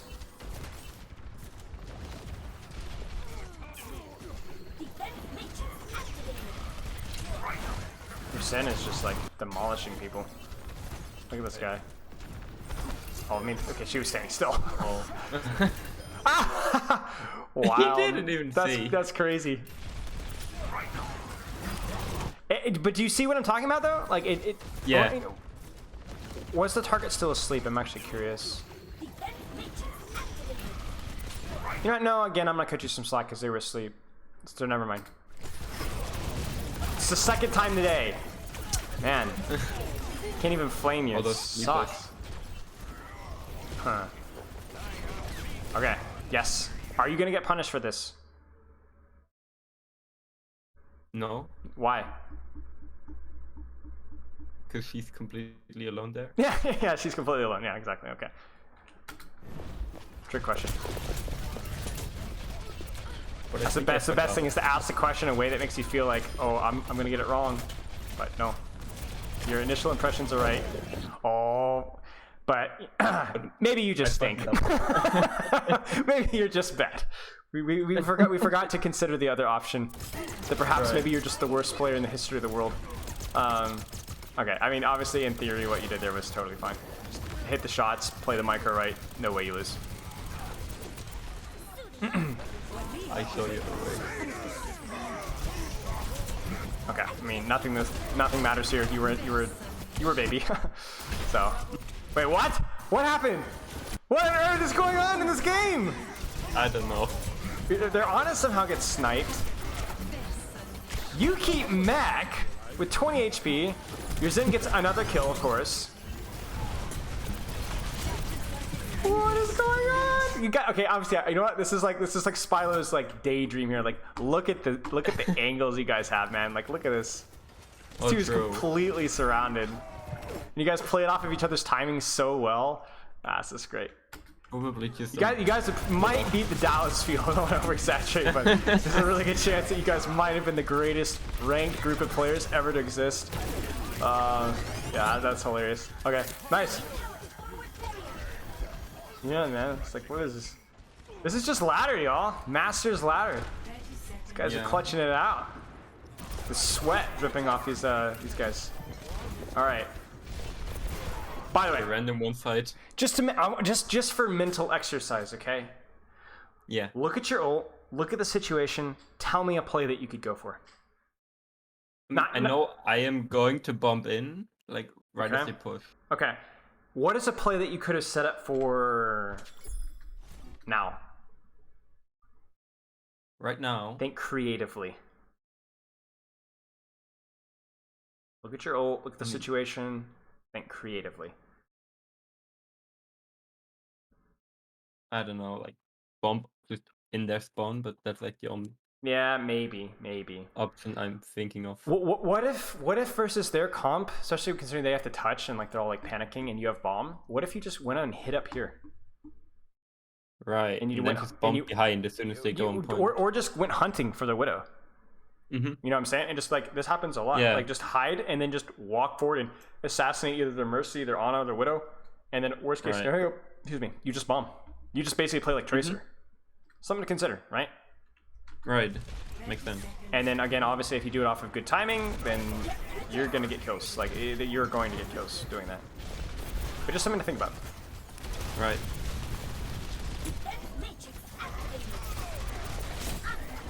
Because like the problem here, you can see the problem here. What's the problem here?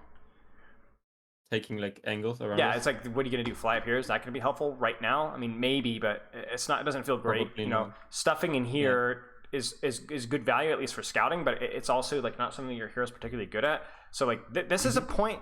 This just can be tricky with D.Va, right? So if you have an opportunity to like get something that feels a little bit more comfortable, you should pursue it.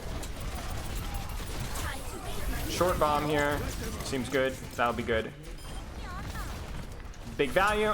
Completely. I mean, maybe a little bit not perfectly placed, but I think like probably pretty reasonable value. Broke shield. The only problem with this bomb, I think. Well, okay. Here's. Well, you tell me what's the only problem with this bomb? 10 seconds remaining.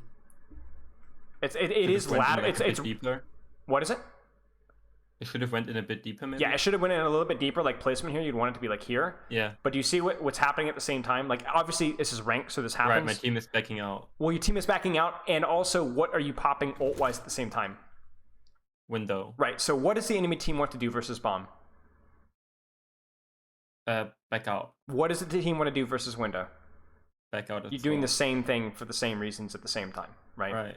So it's like, you know, running around with like, you know, a 6-gun, a shotgun, and a sniper rifle. You know, like they all kind of accomplish the similar purposes for at least for this situation, right? So like it's not a bad bomb, but the window is going to break his shield, forcing the back off anyway. So whenever you can, if you can kind of avoid layering ultimates that do the same thing. Like if you had done this into a pulse bomb from behind, that would have gotten the kill. Because those do different things, right? But these kind of do the exact same thing. So bomb placement not great, but yeah, just a little tidbit, I guess. And this is like obviously fine here. Like this feels really boring for you, to be honest, and like gross. But it's good, honest work. You know what I'm saying?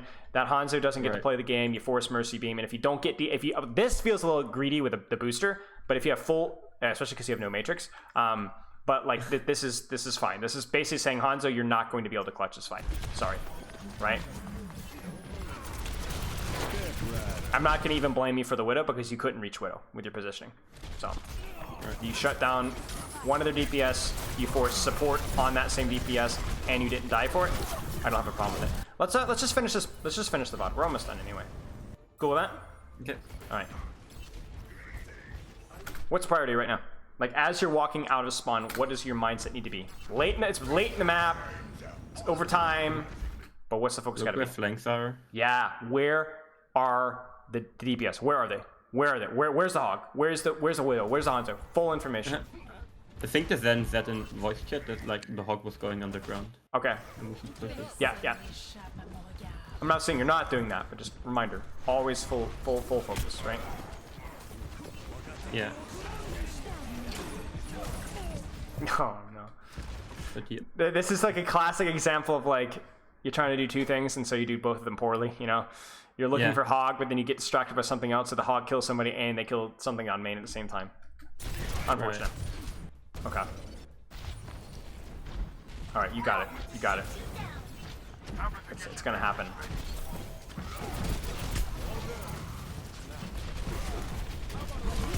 Now, what's the problem here? Is this high ground bad for you? I probably should go later when the Rhine is like taking more pressure. Or do what you did the first time when you took the high ground, which was this. Go behind the cover. Yeah. You get the information, you just chill. Yeah. Right? Because when you come here, what does that Widow have to look at besides Rhine Shield? You know? Now, could she be hard scoping down this like little angle here? Yeah, she could, but I mean, there's a D.Va. Now there's half your HP, there's your entire Matrix, and your team doesn't even want to push. So it doesn't do anything, right?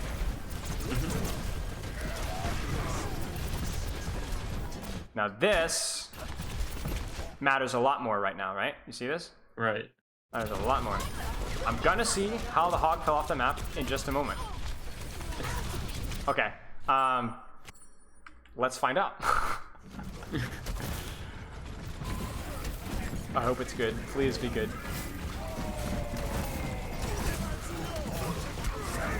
What? He just jumped off! He just jumped off! He just took a dive! He just gave us the win. He literally just was like, you know what? Nah. He just jumps off! He pieces out, man! He's had enough! Oh no! What was he smoking? Too much of Oh the my juice in like this gosh. bottle. Okay, well, that was a VOD review, I guess. Typical hog player, I guess. Yeah. Right. Okay, you tell me. What are your priorities for you? What are your focuses? Yeah, look for more like scouting information Yeah. and like look where my team is playing more and like play more like Yes. off them. I trust your decision making. I think your decision making is oftentimes quite good, even for your rank. I say your decision making might be even a little bit better than your rank. But I do not trust right now your ability to consistently give your smart brain the information it needs to make smart decisions. So if you change that with better awareness of where yours and where the enemy team is, then I think you're going to be able to make better decisions. I think you have good fundamental understanding of what your hero does. I think you have a good fundamental understanding of angles and high grounds for the most part. I just think you need a little bit more information so you can actually apply those concepts. And I think you'll see. I think you'll see a little bit of an improvement over time. I think. I hope so. I think. I mean, you're obviously not grinding the game 24/7, and you're already at a pretty high rank. But I think it's reasonable that you might see a little bit of an improvement. But okay, do you have any questions? No, it was pretty All right. clear. If you have any questions, obviously you know the routine. Just shoot me a message, and Yeah. I'll get back to you later, man. All right, man. Cheers. Exactly. Have a good rest of your day, and sorry we started Yeah. a little bit late. No problem. All right, Have have a good one, stream. man. Good to see you. All right, cheers. Good to see you. All right, so that was Luno, Masters off-tank extraordinaire. Good old coachy of mine from times past, so good to see him again. Okay, let's check chat really fast. I am going to get a little bit of water because my throat is dead. I apologize, Crimson. Crimson, are you in chat? Because I am running behind schedule. There's just been so much to do. I probably should put that disclaimer in a little bit more because things do take a little bit more time. Yeah, thanks for all the follows, mates. Appreciate it. Do you guys have any questions? If you guys have any quick questions, try and keep them quick. I will do more questions at the end of this next review. We can talk for 30 minutes to an hour if you all want. But I want to try and stay a little, I would say on schedule, but we're already way past that point. I want to stay closer to schedule if I can. Be right back. I'm going to just grab some water. I actually need to pee too. Give me 1 second. You know what? I'm going to put on a beautiful song. Let's put on a beautiful song. I'm going to mute my mic and just put on something. Of course I need to rush for you, Crimson. You're a coachee. You deserve some respect. For those of you that are not coachees, you deserve zero respect. All right. You know what I'm going to do? I'm going to put on a Bionicle song. For you guys remember Matanui Online Game 2 is a game I used to play as a kid all the time. I'm going to play a song from the soundtrack. Give me 1 second.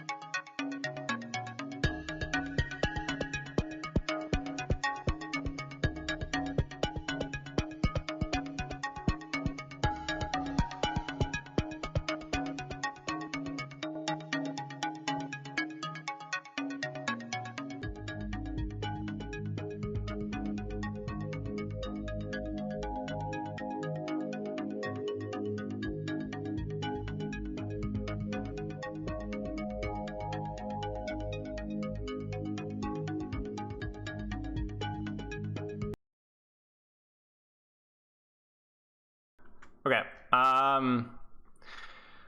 In Overwatch 2, is there still a distinction between main tank, off tank, role play styles? Yeah, there's still a distinction. Like, off tanks are still generally better at like contesting off angles and winning 1v1s. Main tanks are better at just kind of baiting attention and baiting space without bleeding HPs. For example, if I'm just like the simplest comparison is like Winston and D.Va, because they both have mobility.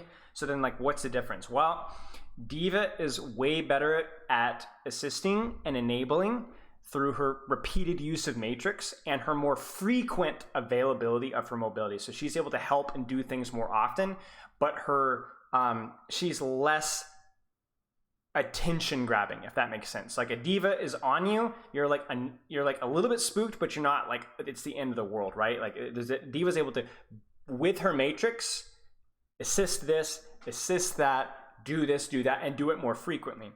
So that's more of an off tank where you're enabling multiple people, multiple different situations, and multiple different times they're denying space. Winston is about direct pressure. You set up an angle, you control space, you look. When you do engage with Winston, you are looking for kills, and you create space by actually looking through kills. Which is part of the reason why Ball has struggled a little bit, at least early on in Overwatch 2, is because he is just a lot less threatening in Overwatch 2 with the damage nerfs. Yeah. DMCA coming? I don't think so, but we'll see. I hope not. How main tanks set up tempo? Yeah, so main tanks are generally the ones that are setting the timing for the engage, because oftentimes main tanks are the ones that are reliant on their personal cooldowns to allow them to create space. For example, Zarya is still cooldown reliant, but she's not the one usually setting the tempo. You don't usually have a Zarya double bubbling herself. It's usually going to be a Zarya bubbling somebody else. Even in Overwatch 2, when you're playing Zarya, even if she's the only off tank, you're usually using your bubble on, like, for example, a Reaper, and allowing him to set the tempo, which means that you're relying off of your Reaper's cooldowns, right? If your Reaper doesn't have TP, if your Reaper doesn't have Wraith, then bubbling your Reaper into engage doesn't make sense. You need to wait for your Reaper to have cooldowns. Same thing with Winston. Winston needs his bubble, he needs his jump, and then when he's ready, everybody else better be ready at the same time, because when the Winston goes in with bubble, when the Winston goes in with jump, that's everybody else's cue to do their own thing. Ball with E, Winston with bubble, Ryan with shield, all of those things are important. Okay. Is there going to be counters in tank role like DPS, or just higher chance to win by playing better here? Well, there's counters in Overwatch 2, but I think that was one of the first things I actually went public and saying, is that I believe that the counters in Overwatch 2 are less hard counters. There are fewer hard counters in Overwatch 2. There's more counter play. For example, Ryan has more mobility. Winston has a little bit of range. Sombra's hack lasts shorter, but she does more damage and she provides more scouting information. Zenyatta has more peel tools. You can kind of look down that Widow has more HP. Tracer does less damage at range. So like there's fewer, this hero you literally cannot win, and there's more of like, there's more of it. Do you think as an off-tank player, you need to learn to try and learn the other tanks to the same skill level? No, I don't think so. I think you need to learn how to play your off-tank in the new Overwatch 2 meta, which is going to be a lot of the skill set that we talked about in the previous review, which is awareness of the enemy team, awareness of your team, and then you finding out the best way to use your hero in that niche. So a lot of what we talked about with D.Va, even though it's specifically for D.Va, a lot of it is about Zarya and Sigma and Hog too, because if you're playing Hog, you need to know who's on the flank, so you need to know who you're doing. You need to know which flanks are best for you. For Sigma, it's going to be about which off angles that you're denying with your shield, how you're positioning yourself. For example, as Sigma, it's about clearing the most valuable high ground for you or denying the most valuable high ground to the enemy team. For Zarya, it's going to be about who do I enable to go in aggressive? If you don't know where your teammates are, then you're not going to know who to bubble. Right? If you don't know where the enemy teammates are, then you might not know who might need bubble. You kind of see what I'm saying? So it's a lot of the same stuff. If I redeem Find New Insult, will you insult Crimson during VOD? No, I will not.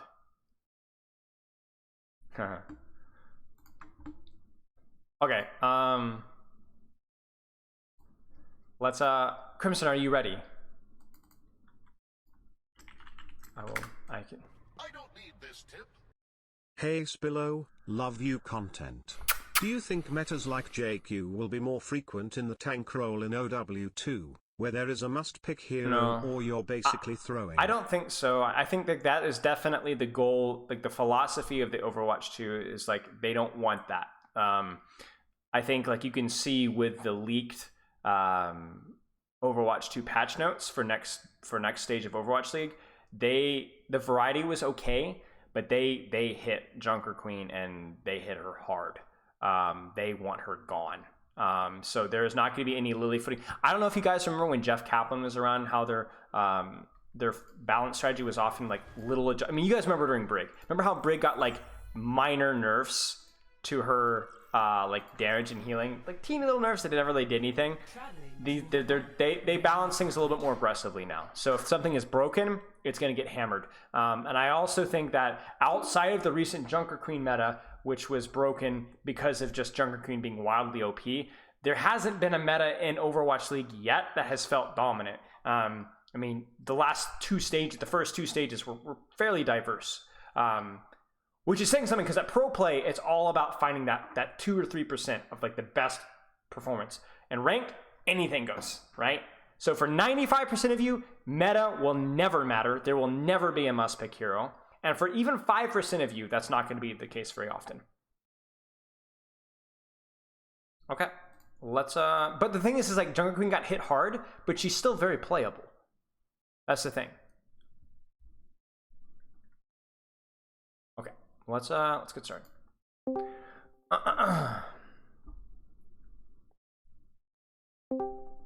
Yo, how's it going?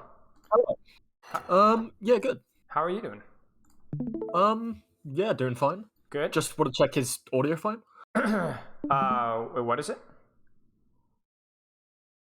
What were you saying? Sorry, I didn't hear what you said. You there? Or is he checking audio? Yeah, sorry, I was just okay. checking audio. Oh, my bad. Of course, that's the one thing I miss hearing, and that was the important thing to hear. Oh, okay. Okay. Yeah, okay, so you're Crimson. You know Cager. Yes. Sadly. And I was going to say, I'm not going to hold that against you. I'm going to try not to hold that against you. And so we got this VOD review. Yeah, we got this VOD review set up. You had a really interesting forum.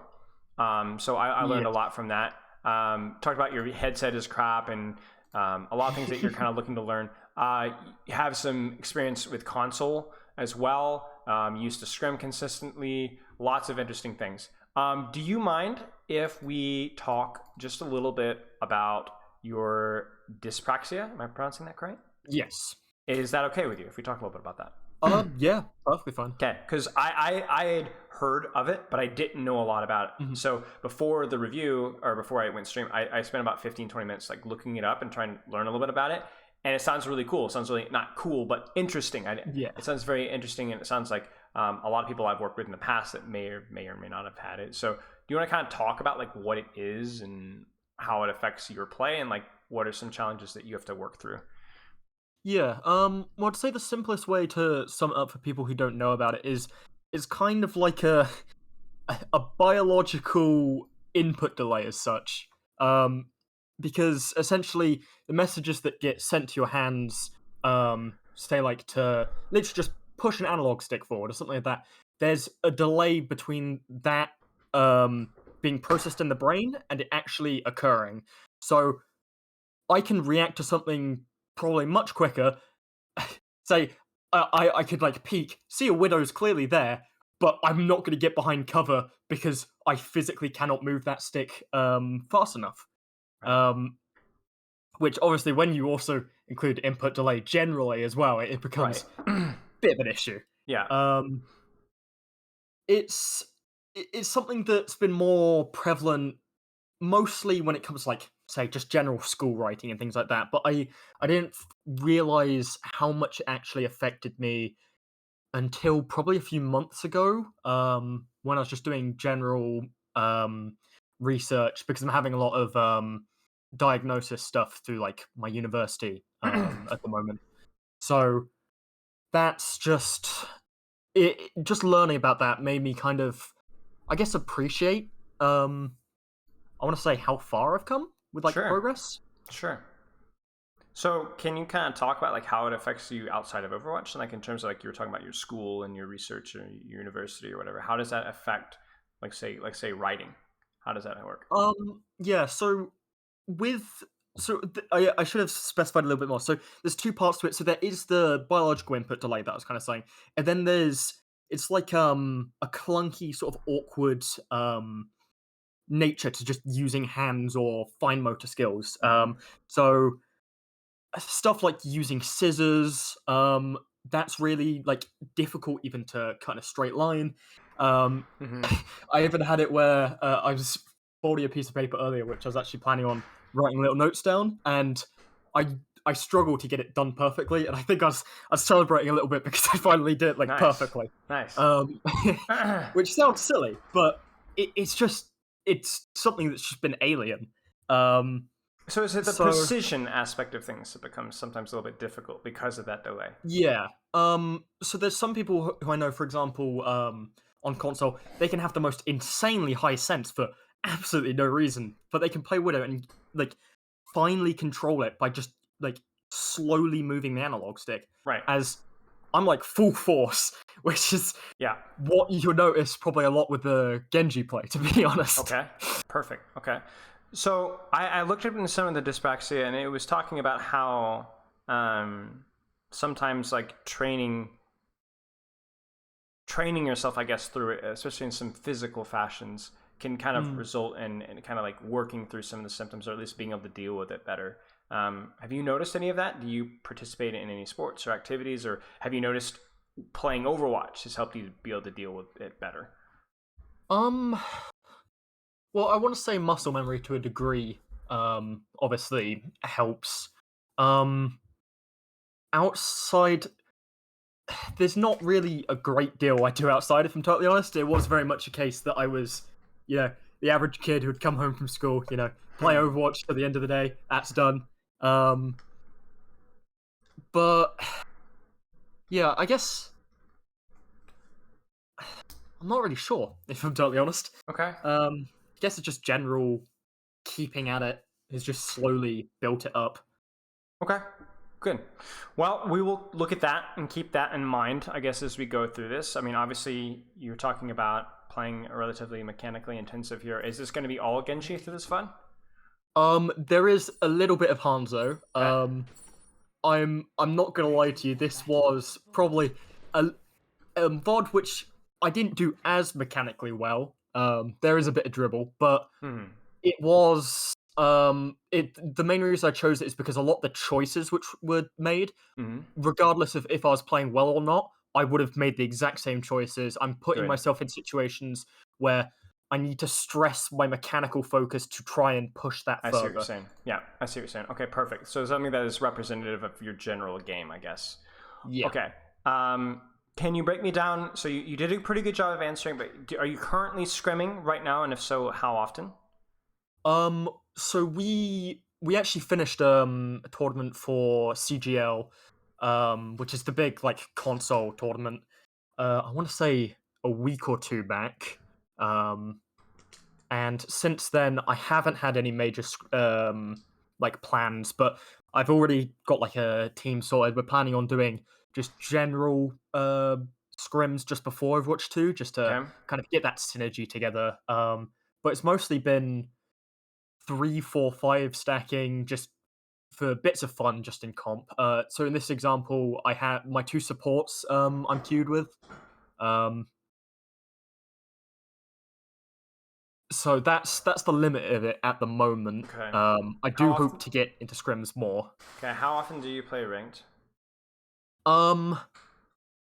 Generally, while I'm scrimming, not as much. Probably, I want to say 5, 6, maybe 7 hours a week. That seems fair. What are your goals with Overwatch long term? In short term, let's put that. Let's a little bit of both. Well, when it's come to tournaments, obviously it's trying to do as best I can for the team, things like that. Generally, my goal was always even from like season 16, when I was about in plat, and my whole goal was, let's have this extended push. Can I get to GM, no matter how long it takes? Which happened a few seasons ago, which I was very happy about. Now the goal is like, can I push that peak further? Possibly. Can I hit like that 40-50? Can I hit 4-1? Specifically playing the characters I'm comfortable with, and I'm hoping well, obviously because Genji seems to be a little better in Overwatch 2. He's I'm better. hoping, yeah, I'm He's quite hoping good. it will fit better. Especially, I would say my playstyle's quite aggressive generally. Okay. So I'm hoping that reflects well with Overwatch 2. Well, the key thing is that like there's different playstyles that will work better and worse, but the key thing is to not worry too much about that and focus more on like refining the playstyle that you already have as best as you possibly can. If you were to have like a normal average good training day or training week, and you were to combine the amount of scrims, the amount of reviews that you do, the amount of rank that you play, what would you say the average day or week would look like? Just so I get a good complete total read of how you're playing.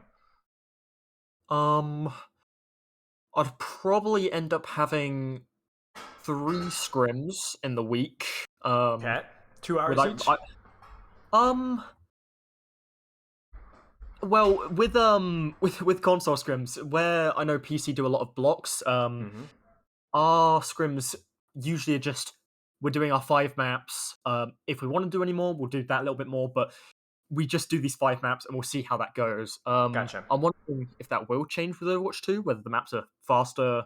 Gotcha. Okay, that makes sense. So it's a little bit, generally probably a little bit faster than 2 hours. Sometimes, yeah. Sometimes, okay. And then ranked? Ranked. I want to say most days, playing ranked for 2-3 hours. Okay. There'll probably be the few off days where I take breaks, especially because I've been trying to fit in like some variety games, kind of playing some single player games, etc. Sure. Okay. And then do you do any self-review?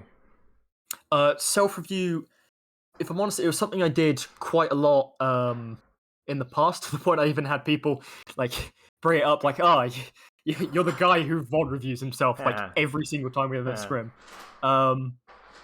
It's lessened so as of recent. I did find that, especially when nitpicking VODs to send in, I looked over a lot of games. I know I looked over this one, I want to say Saturday. Okay.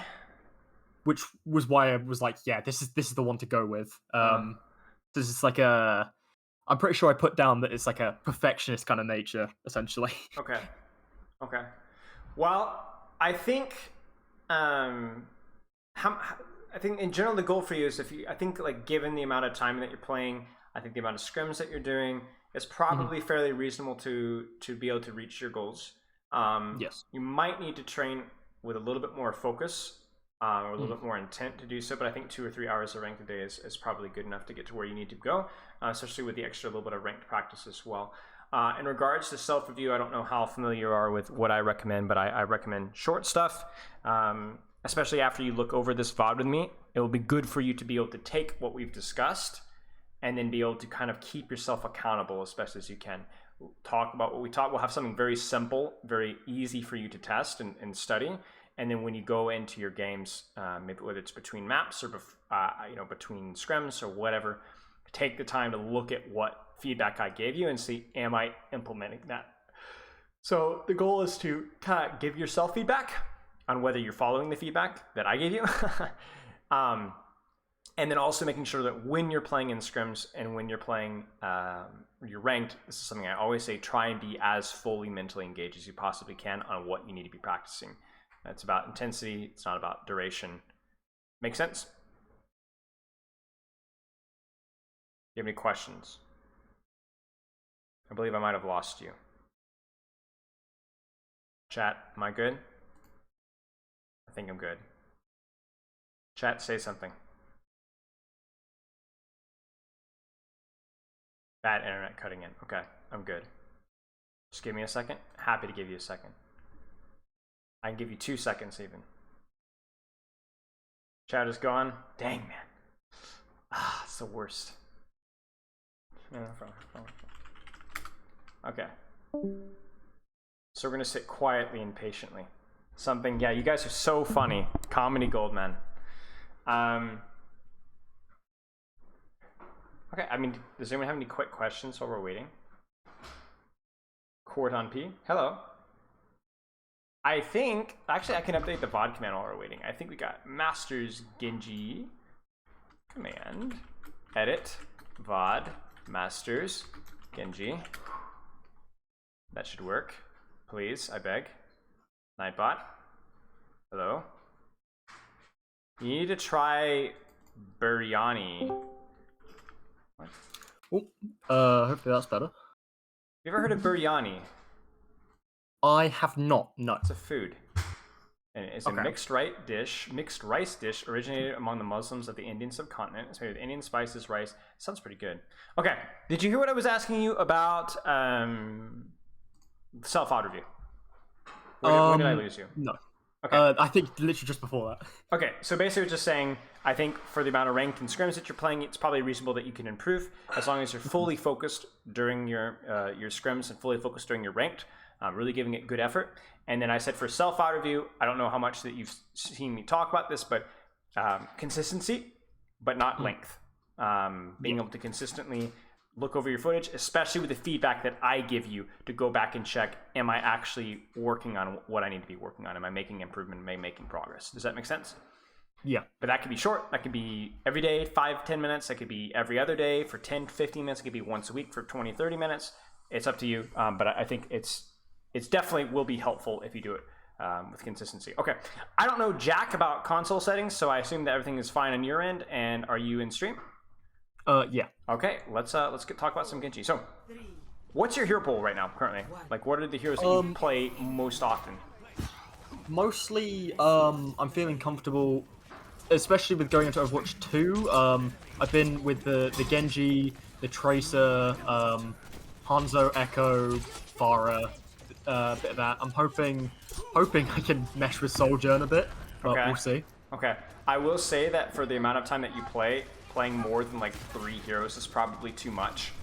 Yes. I know that in scrims there might be a need for your team to play some heroes, but especially in ranked, I would limit that to no more than 3 heroes. So if you were to name those 3 heroes that you enjoy the most, what would they be out of the heroes that you listed? Probably the Genji, the Echo, and the Hanzo. Okay, those seem like good heroes. I would roll with those, lean into those, and then if you're able to get to where you need to be, especially because you do have a little bit of an SR goal, then maybe we can expand slightly. Yeah. But I think that's a fine. You have like Hanzo, a little bit longer range, Genji when there's more mobility, and Echo could be kind of like your counter pick, right, versus some heroes. Okay. Yeah. So, what are you trying to accomplish as Genji? If you were like a new player, or you knew a new player, and you were trying to explain what is Genji good at, what is the purpose of picking Genji, what are his strengths, his weaknesses, what would you say? So specifically, are we talking in this situation? Just in general. Or in general? Just in general. Okay. So generally, I feel like it's more known that it's Genji, bit of an alt bot. You're just poking, farming out. I find that a lot of people don't tend to realize while you're poking, a lot of the time it's sitting in those positions where you can get the dives off, so then you're not having to spend all that time poking it from a completely different direction and then go, oh, my team want to dive this, now I'm going to have to rotate, and having this long-winded experience. I see what you're saying. Okay. But mostly just harassing back lines, sight lines for the most part, is what I'm trying to do. Okay. So you're thinking, you were saying with your positioning, it's like, I want to take positions where I can set up for a dive, but also poke at the same time. Is that what you're saying? Yes. Okay. I like that. That's good. Now let's see if you execute on it. Yeah.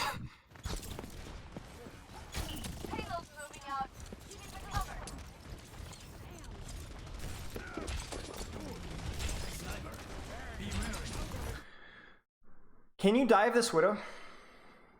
I go to. I'm not gonna lie, I do go for it.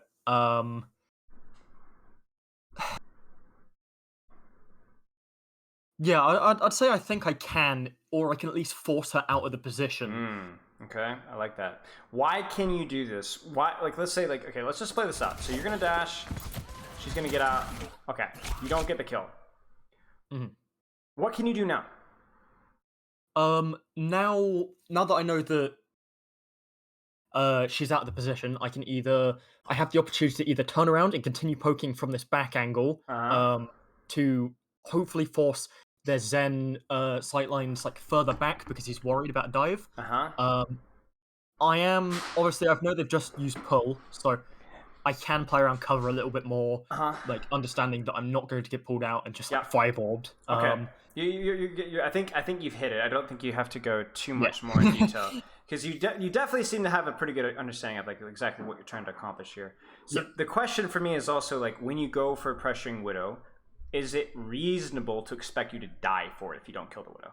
For example, like now that you've driven the Widow out, should you survive or are you at a high risk of dying at this point? At the moment, the point I'm at is quite open, so dying, especially being pulled after, is quite possible, to be honest. Right. But in general, this position, is it safe or not safe? I'd say considering the DPS line now, I'd say it's pretty safe. I'd say so too. I think what you do here is you're looking to clear out their Widow, but if you were paying attention, I don't know if you were in chat, but watching some of the D.Va VOD, it's all about getting value, but then knowing that I'm not going to be punished for this. I can pressure somebody out, and then I can take this position, but I know I'm not going to lose too much HP. In the case of D.Va, and in the case of you, I'm not going to die for it. So I think what you do here is fine. So you got all the right answers. So let's see what the issue is then. Yeah, see, this is the interesting thing for me. Because you take the position away. Now, you're playing Genji. And so poking out an Orisa is totally fine. But, return on investment here. What's the most important thing you could be doing right now? Well, I know the Widow's split below me, so that could possibly be an easy kill to finish up. Yeah. I think that has to be the most important thing. Yeah. Because it's not just about it's about the risk and reward. What's the risk about punishing this Widow that's literally directly underneath you? Especially since I know they've used pull and my Sigma's pushing up, there's not too much threat overall. I don't even think you need to think that hard. She's right. You're right on top of her. Kill her. And if you don't kill her, you choke it. What do you have? I've got deflect to help me back out. And your dash. Yeah. And you go right back to where you were. I think leaving this Widow uncontested when she's literally right next to you and you have full cooldowns is the craziest thing, right? Yeah. I think you overthink this a little bit. I think right now there's a Widow here. Kill the Widow. If the Widow was unkillable or there was nobody over here, then yeah, shoot the Orisa from this angle. This is great. But I don't think this is the most important thing to be doing right now. Okay. Now, No one can hide. is what you're doing right now good return on your investment? No, not at the moment, because I'm not pressuring any sightlines. What sightlines do you have to pressure? So I know, I know the Zen is missing, and he's clearly not on this right side, or at least he would have his Brig on this right side if I am here. So realistically, is he totally diveable? Not really. Okay. I think you're doing okay. I think your pressuring is squishy right now. The Widow's dead. The Orisa's dead. I think you can continue to do what you're doing now and just kind of hold this position and look for information. The reason I'm asking so many questions is I don't want you to like overthink this. I just want to know what your initial gut reaction is to a lot of these kind of situations, and then try and correct the gut reaction just a little bit. You kind of see what I'm saying? Yeah. It's key with Genji that you're able to play a little bit instinctual, but we have to train those instincts. Yeah. So like, I feel like a lot of the time I'm feeling like well, I tend to overthink a lot of these things anyways. I can already tell you that. It's wanting to get as much value as possible is always on the mind. So sure, I'm more likely to force things that mostly aren't necessary, I'd say. Sure. Okay. Well, we'll keep playing and we'll see what happens. I think, like, for example, right now, like, shooting the ball is fine, but you could also at the same time be thinking, I'm going to zone backline. I won't get the kill, but I'll zone backline and let my team kill the ball. Either one's fine. Excuse me. All right. It's fine. Seems good. Nice. A little bit. That's okay. You're on console. There's just a little bit extra space given for all console players. If I had to play in console, people don't understand how much harder it is to aim with console. There is no precision. There's significantly less precision. Okay. You need to be aware of your HP here. Even a whip shot. I missed the door for a second. Yeah. Yeah, it's alright. Alrighty. So, I don't have a problem with anything that you're doing or how you're doing it. I think you're doing a good job of like kind of contesting space, playing your life, using your wall climb well. What is something that you need to be aware of right now? See if you can think about the situation a little bit. Well, I currently don't know where their Kree is. Okay. Obviously, they've just used the hook. Let me give you a hint as well. Okay. Where my card is. Right, okay. And why is this relevant for you? Because, well, I'm out of sight line of my Brig armor pack, so it's putting more stress on them. Right. Now, if you were to not overthink this question, let me break it. Here's what I'm gonna do. I'm gonna make you stop you from overthinking by making you way overthink it. All right. Okay. Hold on. Right. You don't have a Brig on cart. Let's say that you have an Ana and she's pushed up, but instead of a Hog, you have a Reinhardt, and the Reinhardt's on cart. Is what you're doing good or bad as a result? If your Reinhardt's on cart and not a Brig.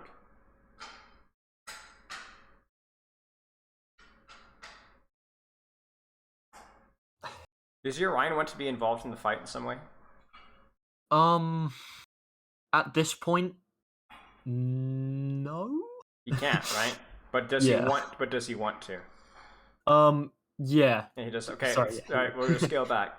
Let's say you are not on Ryan. Let's say you are on Wrecking Ball, and Wrecking Ball's pushing cart. Yes. Does he want to be involved in the fight? He would, and he'd have an easier time getting to Okay. it. What about if you didn't have a Brig, but this was a Lucio instead? Would your Lucio be kind of irritated that you're doing all these things without him? Yeah, I'd say so. Yeah. So we're noticing a pattern. Even with heroes that don't feel like they'd be particularly useful with what you're trying to do, they still would be able to do something, right? Yeah. So what you're doing now a complete troll and a feed? Be honest. Yeah, I don't need to be taking this fight realistically. Well, okay. Listen carefully. Is it a complete troll and a feed? Just be honest. Go with your gut. Overall, no. No, I think it's probably okay. But what do you need? But what do you need to be aware of?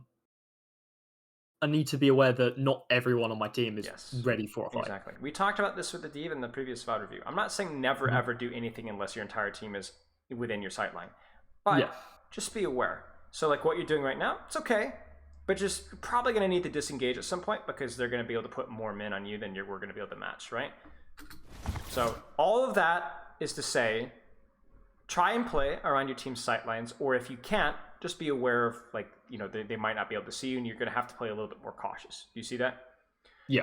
So oftentimes it's really not that complicated. It really is just, it had nothing to do with about whether it was a Brigand cart or whether it was a Mercy or a Ryan or a Lucio. It just was you were playing outside of your team's LOS a little bit. So you just need to be careful. Make sense? Yeah. Okay. Okay. Seems fine. Kind of controlling this angle. You're playing it safe. Getting free cart push. Okay, so now this is where things get tricky, right? So this is where I like to think about, instead of focusing on the target that you want to go for, focus on the position that you want to control and allow that to choose your target. Remember how you were saying early in the VOD, how you're like, oh, I like to choose good positions and I can just farm tanks or I can set up for dives in the same positions, right? Yeah. So for you, I can tell, I can, maybe I'm reading this wrong, but it looks as if you go, oh, there's a Zen, I want to set up for that Zen rotating, right? But in actuality, the problem with your positioning, at least now or just in this transition here, is not the fact that you can't dive Zen, it's the fact that you really aren't in a good position to shoot anybody. You kind of see what I'm saying? Yeah. So looking at this map here, and this is where repetition helps, and knowing the maps better, what are some good positions? Give me at least 2 positions that are fun or decent for you to hold to put good pressure out. and or set up for dives? I'd say one that I really like is on top of these two, I want to say distillery units. Yeah. Looks great. Love it. Good yeah, pressure. lots of sight Impossible to get rid of you. Good angles and tanks. Good angles for dives here or here if they get too aggressive. If that Zen plays super far away, can you dive him? Well, no. But if he plays super far away, is he doing as much as he wants? No. No, and you can then farm tanks at the same time. Okay, give me another position then. Oops.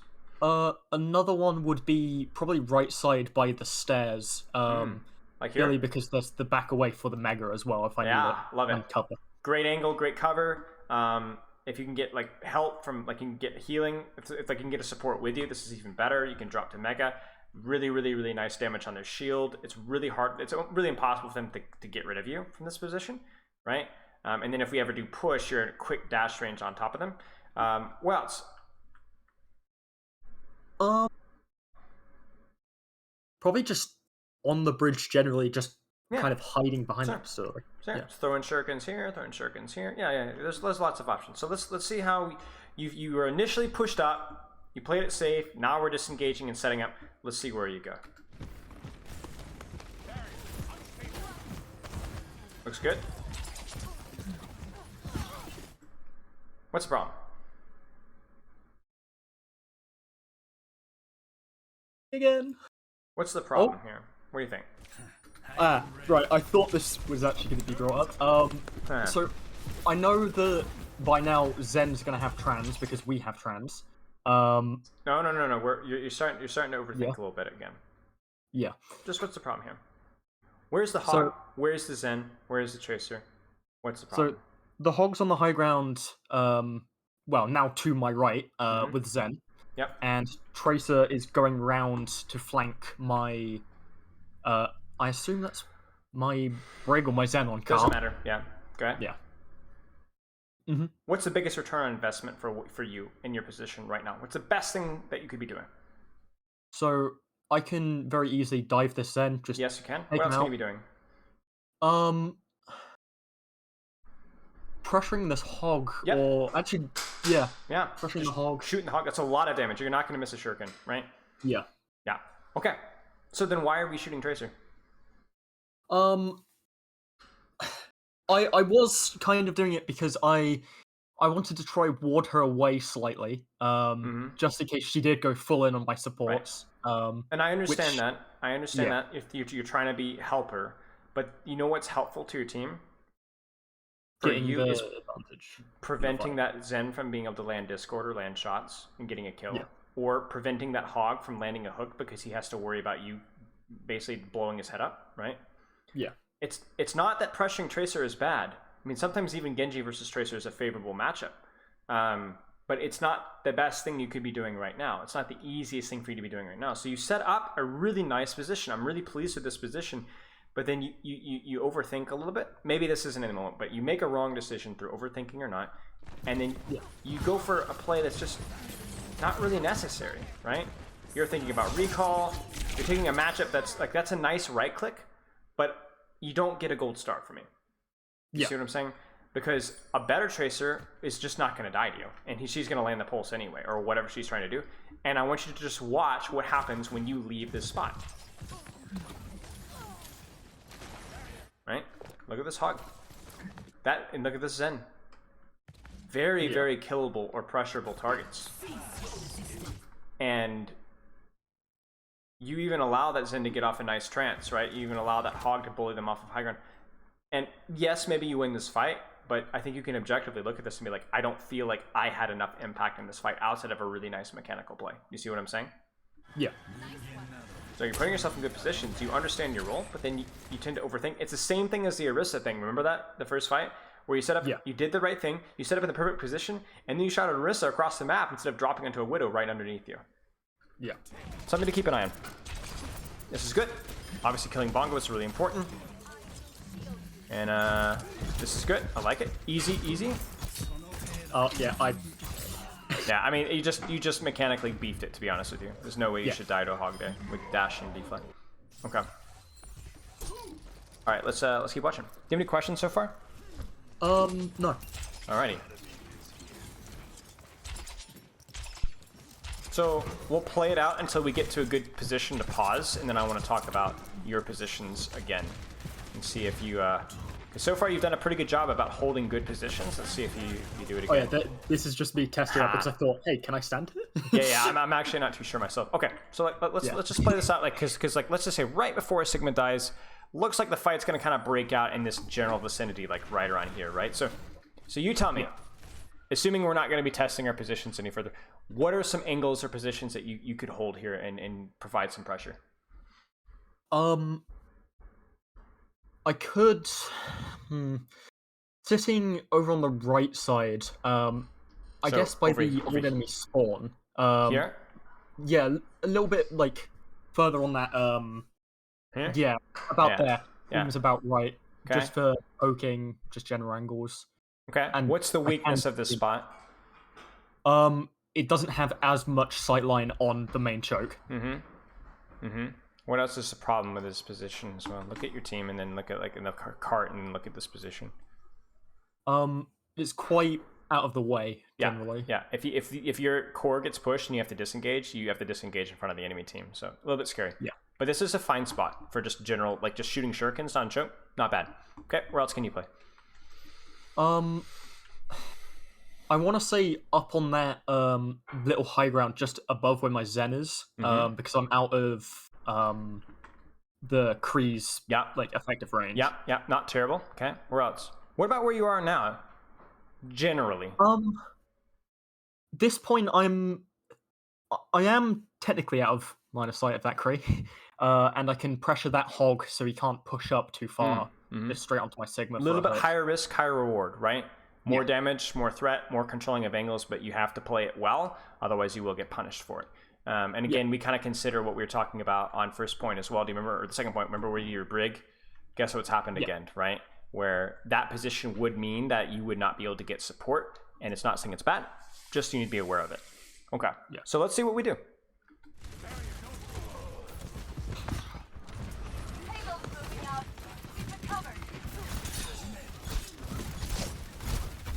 So you really need to play safe here, right? No cool. Like what you did in theory was not bad, right? You drew a lot of attention to yourself. You bought yourself some time. But what was the gamble? The gamble was that I wouldn't die realistically. Yeah. You had a very high chance of dying. I don't even think you played it particularly well mechanically. I think like you look at this fight here. This is where you would just throw shurikens very cautiously from this position here. You would not even manually engage. You would just throw, bait the attention, and then play around this cover here. Toy with your dash, toy with your deflect. Because if you walk in here, you're gonna get bashed and you're gonna die against a better team, right? And like even this deflect here is like super scary because now a better Bastion with good tracking is just gonna mow you down right now. You're dead. Yeah. So I think what you're doing here, is okay. It's very high risk, but I think mechanically you did not play it particularly well. And then now you do not have cooldowns. You have to play it really safe. Yeah, see, they know you're there. They're not idiots. Okay. Yeah.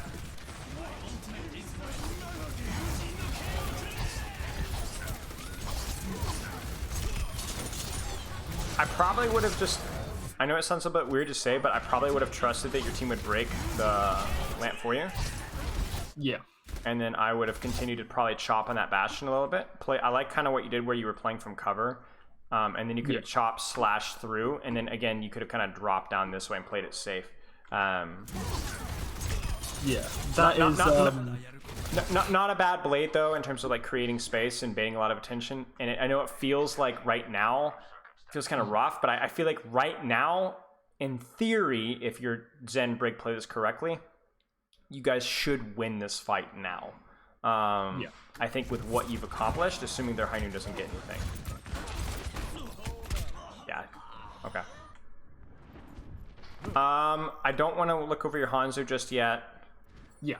I want to... I think it will be helpful too, but I want to look at a little bit more of your Genji first. Is that okay with you? Yeah, that's fine. Let's try and create some fluidity with the review. Good. Good. Good. Nice. Nice. Good. All right, sounds good. Looks good. All right, I know I asked this not long ago, but do you have any questions?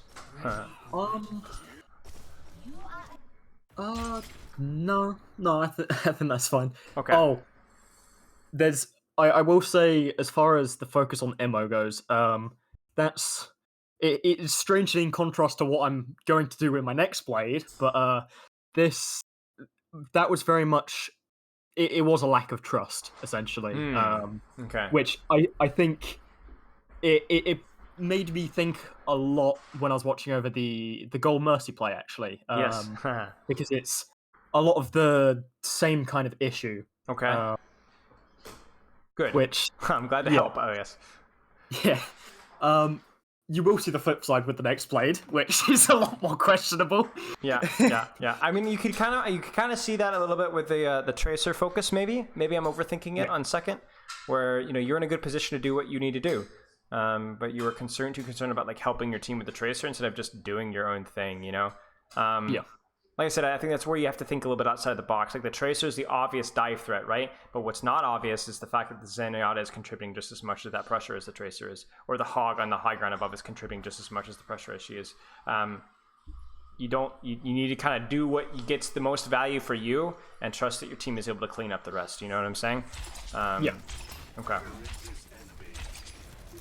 Bastion.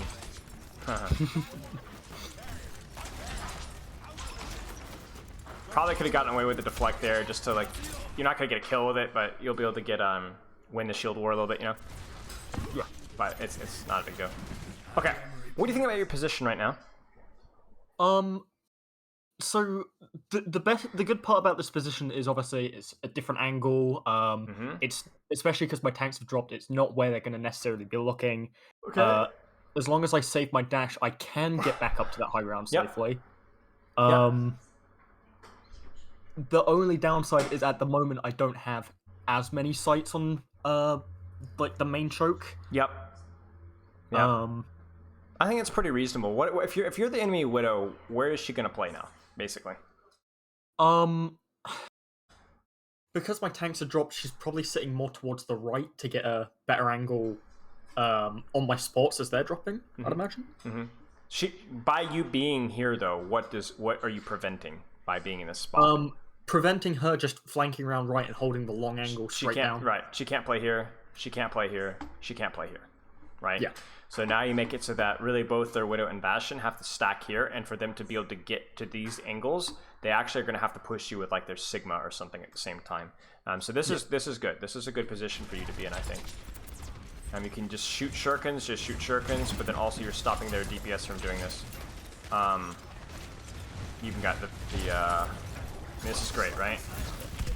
Like I would don't even know if I would dash there. I would just keep throwing shurikens. You know what I'm saying? Like this position is so unbelievably oppressive.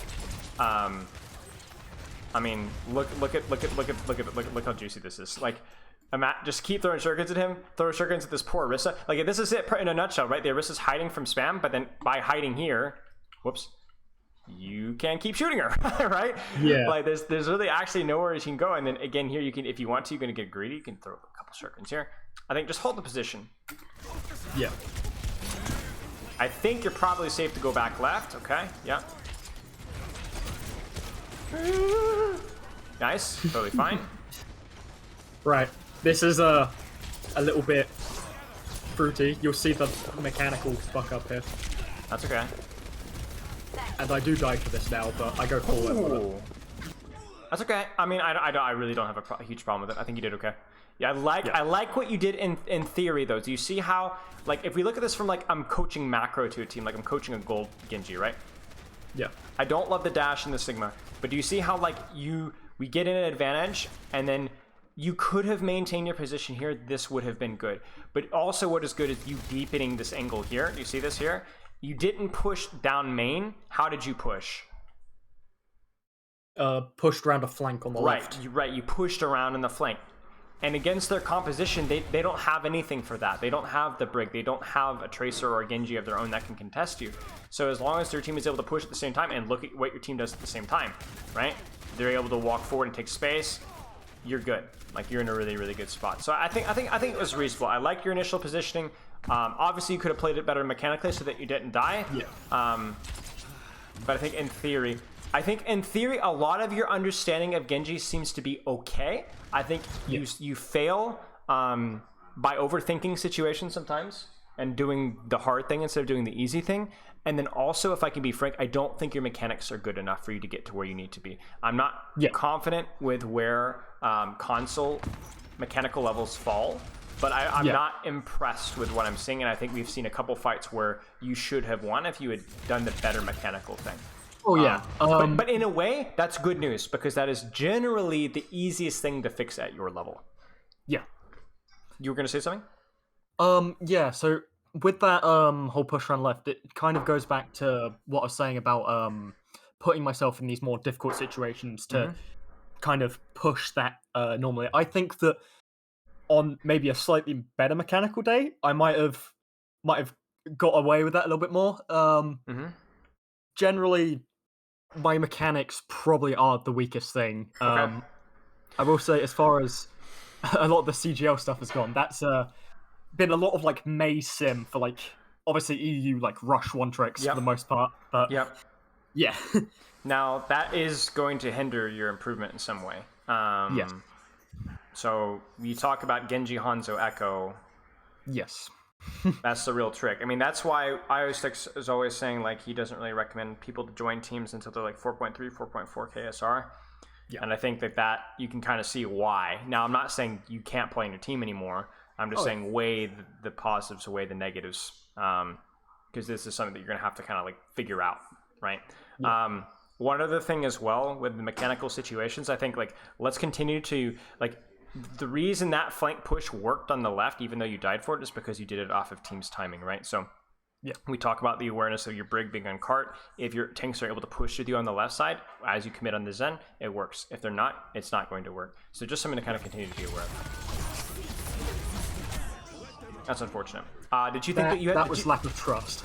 Yeah. Right, so that's my question. I was just about to ask you. Did you think that you had to touch? Yeah. Which, realistically, looking back, I didn't. So what's the alternative then? The alternative play would honestly just to be going immediately on the Zen. Yeah, just whip the blade out, right? Yeah. Maybe it would be aggressive, but it would work, you know? Or the more defensive play would have been to just sit here, drop, throw shurikens, play the corner, play it like just to bait attention to survive, and then dash out if you need to. But both of those would have been better than what you did here. Yeah.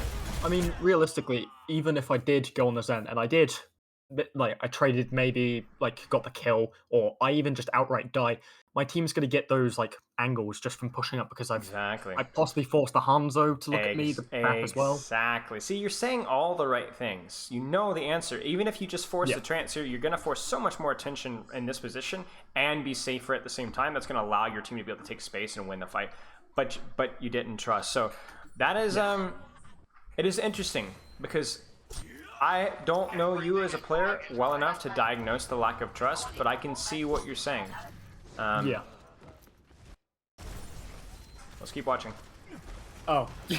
Oh no, this is gonna be bad. Oh, is this gonna be bad? Yeah, this is the blade. The blade, okay. Yep. Alright. Well, let's see. Yeah. Will it be a mechanical screw up or will it be a setup screw up? This is a setup screw up. I know that I said to my my sports, I'm waiting on the bongo blade.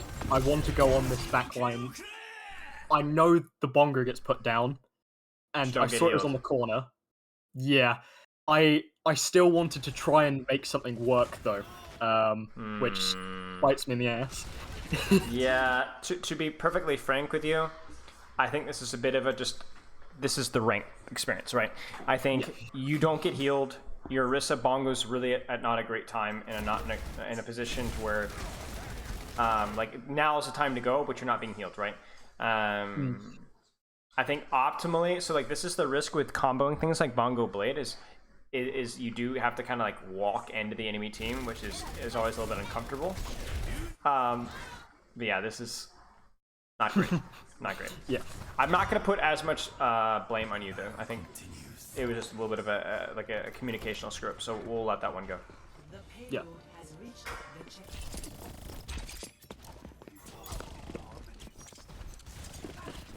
Why are you shooting Tracer? Honestly, this is Trick question. This is, Trick question. Trick Yeah. question. Huh. Why are you it shooting is Tracer? it is a little bit monkey brain, but it is forcing her out of position. Well, what else is there to shoot? Yeah, literally nothing. No, there's nothing. Okay, right. So I just want to make sure that when we talk about like don't shoot Tracer, shoot the. There's nothing to shoot. Okay.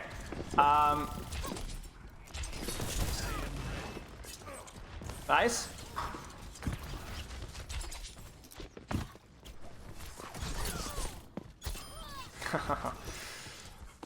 Not the best movement, but nice shurikens.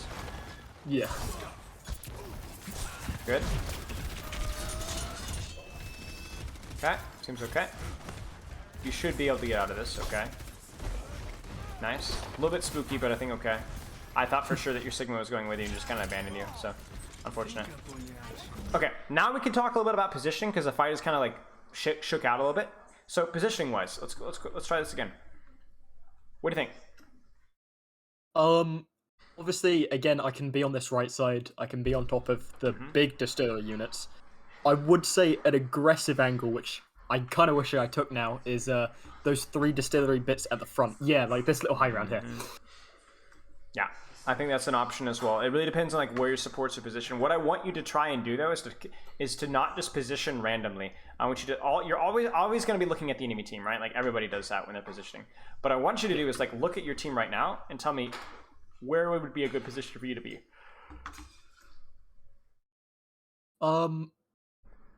Yeah, I'd say either on top of those big distillery units or in that aggressive forward position. Right, that aggressive forward position usually, well, not usually, but may not always work out. But why will it work now? Because we've already got these other angles set up. You have look at your Zen's position, look at your BAP, look at your Orisa. Like you guys are all high ground, all in. If you will get healing and support here. Yeah. You know, you will get shot if people pressure you here. The enemy team will get shot. Excuse me. So that's what we kind of talk about without awareness, right? Because like right now, like again, it feels like I'm not saying don't pressure Tracer. If you see an opportunity, go for it. But it just doesn't feel like the most impactful thing you could be doing right now, right? Okay, maybe this isn't bad, but certainly don't like not now. She's gone, you know. Take the position, take the angle, and then okay, maybe I'm gonna go walk and shoot that Orisa. Maybe I'm gonna shoot the Hanzo. Maybe I'm gonna shoot the BAP that is now sitting on top of Cart, right? You get super caught up. Yeah, like this is way too much attention focused on Tracer when you need to be thinking, I'm going to take a good position and see what's available. This and I don't want this to be about the problem is shooting Tracers. No, the problem is you had a good position or you were setting up for a good position and then spent time chasing a butterfly. Yeah. When if you'd simply focused on holding a good angle, a good position, the targets literally would have just presented themselves to you. Dropping here and shooting Tracer, fine. But then she leaves, okay, what's next? You see what I'm saying? Go back to your position, what's next? Is it the Zen that's 1 HP? I mean, I'm literally just gonna sit the camera right here. Okay, BAP is dead. Now what? Now what should you do? Yeah, so if I had stayed, obviously, main by car, I could have easily gone on that Hanzo. Yeah. I could have come from behind him as well. Yeah.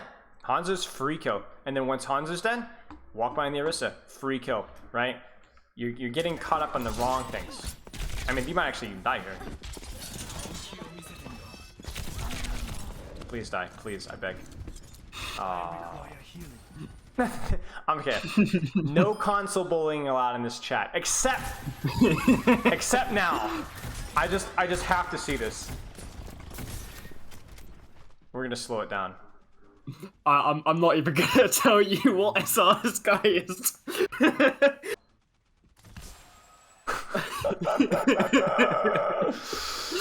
Oh, he's learning to walk, chat. Look at him go. Wow. All right. Okay.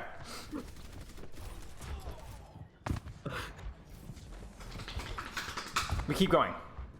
I like it. We got the position. Now we're gonna choose the right targets off that position. All right, here we go. Team fight started. What the heck are you doing, man? Okay, I'm not gonna lie. That cut for a second, and I just heard screaming when I came back. Okay, that's okay. That sounds like most of my nightmares. Okay, you've been okay, let's just give you context for this. Okay, you're on the high ground. Yeah. Team fight is starting. They're walking up. Team is shooting. We are having tea. I know what you're doing. I know what you're doing. You're waiting for the Hanzo to come up here, right? Yeah. Yeah, you're waiting to one-shot the Hanzo. Okay. But I don't think that means that you need to just wait in AFK and like, surely he'll come back. What does it mean with a guy like, gonna prank my dad when he comes home and he's waiting behind the door? Gonna, you know? And it kind of feels like you right now. Like, you're just sitting and waiting, and if it doesn't happen, well, it's been good, y'all. just peek out. Oh, look, there's the Zen. Oh, sheesh, the Hanzo is over there. Okay, you know, use the position. Use the position. You got the good. You have really the perfect position here, but you're just chilling, man. Just chilling. All right. I think this is probably fine. I don't love you using the dash to get here, but again, it's just like it's an easier target for you, so go for it. Everybody has like dreams of deflecting a BAP window, getting a really juicy deflect. Have you ever had a really juicy one before with BAP window?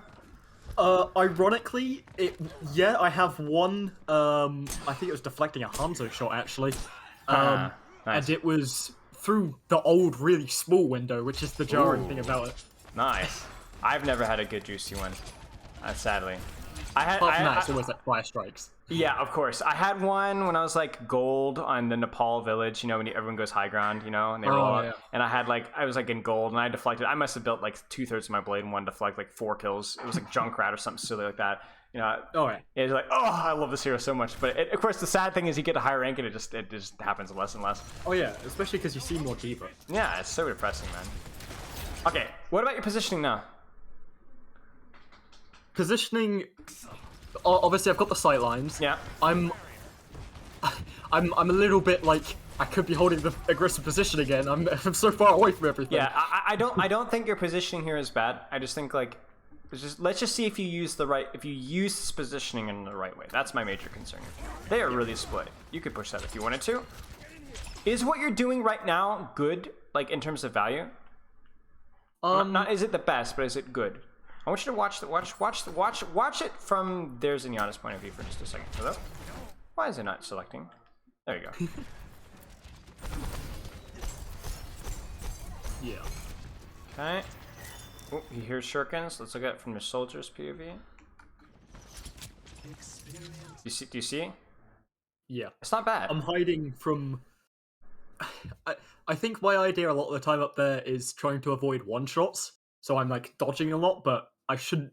There's no real one shot. Yeah, I think like in general, what you're doing here is probably fine. Like this is the power of the positioning, right? Like it makes things uncomfortable for their soldier. It makes things uncomfortable for their Zen, and it makes things uncomfortable for their Ashe because you're able to rain down damage. You're never going to be able to die, and then if they get too close, you can punish them. So I actually think.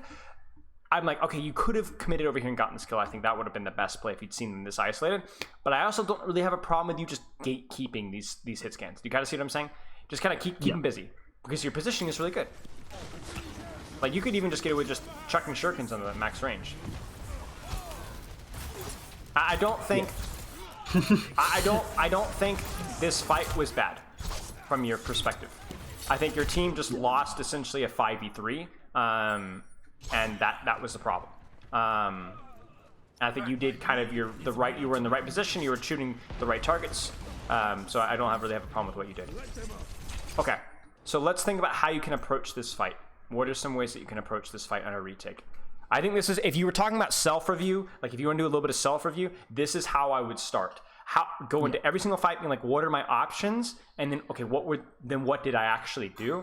Not in terms of the micro and the details, but just like the general playstyle approach. You're retaking space, you got these ults on this map. What are your options? So my option is, especially from coming back from spawn, so I can either push past my team and try hold just behind the camera and just kind of hold that back angle. Yeah, they're not controlling high ground, you notice this? Like almost at all. So this is free. Not always free, but in this particular circumstance free. Okay, what are your other options? Let's say there's Sigmas on high ground, right? Then what? My other option is going down the stairs to my left, and Over here? I'm personally expecting someone to be on this back high ground. Yeah. Realistically, Soldier or Zen. Yeah. And just trying to see if I can get that quick kind of attack while they're distracted by the Sure. Slinger. Looks great. Yeah, I mean, looking at how your tanks are set up, you might be able to get some support from this as well. I mean, this looks like what you're going to be doing as well. So I think those are really your two main options, right? And I think this seems really quite reasonable. And then again, like thinking about like what your hero is good at, right? You have options here. You could just shoot shurikens at Sigma or Brig and make it difficult for them to push cart, or you can continue to deepen your angle and look for more aggressive plays in the backline. It's up to you. All right, dude. All right. Holy crap. That's the one for the next 3 years. It's worth it though. It's worth it. If the key thing is just to put those in your montages, and then nobody will know the difference between you and like Necros, you know? Yeah, then I gotta force Midge to watch it. Okay, we're gonna. Sorry, we just have to do it one more time. We're gonna 0.25 this guy.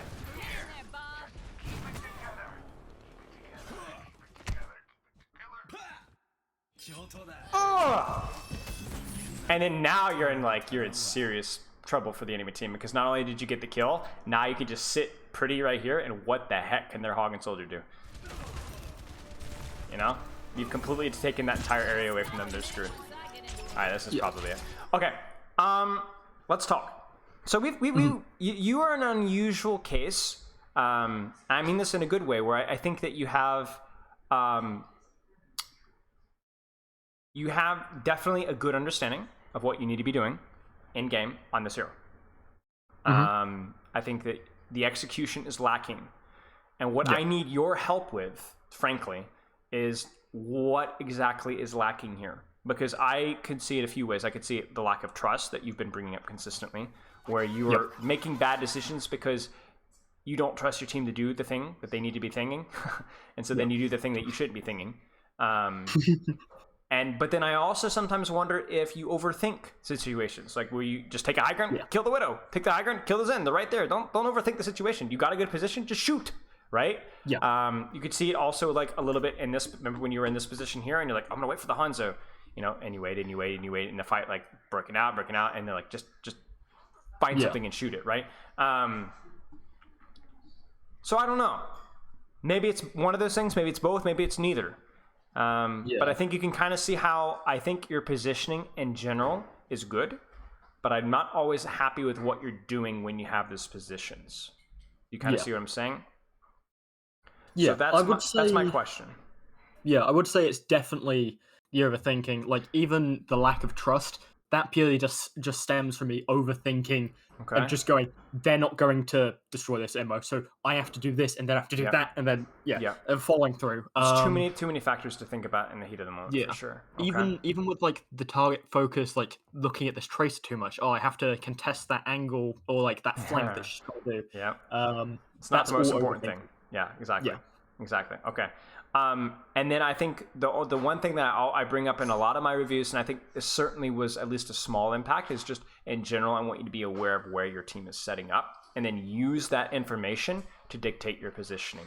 You remember how you were allowed to hold this aggressive position because of where your tank and support line were. Do you remember how your Brig was on cart, and so this was okay, but you had to be careful? Same thing with this, and then this position here as well. Same thing with on first point defense when you pushed in aggressively, but you were able to do so because you had information that your Orisa was walking forward on me. Do you see that?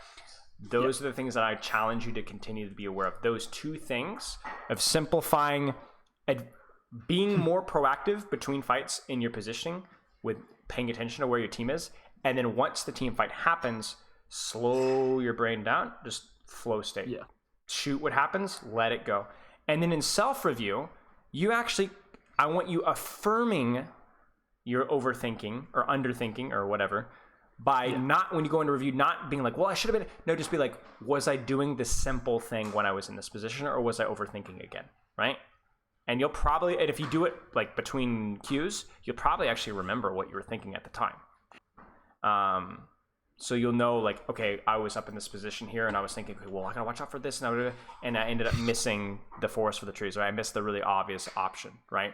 Yeah. And that's something that you can give feedback on. So we talked about a lot of things today. We talked a little bit about your training structure. We talked about maybe playing a little bit more, simplifying that hero pool a little bit. But I think for you, once you are in game, it is going to be about where's my team set up, what position can I take, and then once you're in that position, just flow state a little bit. Kind of see what I'm saying? Okay. Yeah. Do you have any questions? No, not really. I will say one funny thing about the overthinking. I think I had this was like ages ago. I think this was a scrim actually, Okay. where ironically my thought process was a lot clearer and I played a lot better after getting tipsy. I mean, that's true. That's true. That happens. Yeah. That is not the exception to the rule. That is the exception to the rule is actually the opposite. Most people do play better, especially people that overthink, do play better when they're a little bit tipsy. In fact, I know an Overwatch League player, I won't say who I worked with in the past, who played consistently better when they were a little bit tipsy. I don't recommend that. I think that's the Band-Aid on the actual problem, but that, if nothing else, should kind of be like a little bit of a red light, right? Oh boy, maybe I need to kind of just chill a little bit more. But okay, looks pretty good. I think in terms of your fundamentals, I think you've got a good foundation to work on, and hopefully we see some progress moving forward. If you ever have any questions about anything, you always know my DMs are open. And have a good rest of your weekend. Sorry we started so late. It's perfectly fine. Yeah. Thank you. Cheers, mate. Have a good one.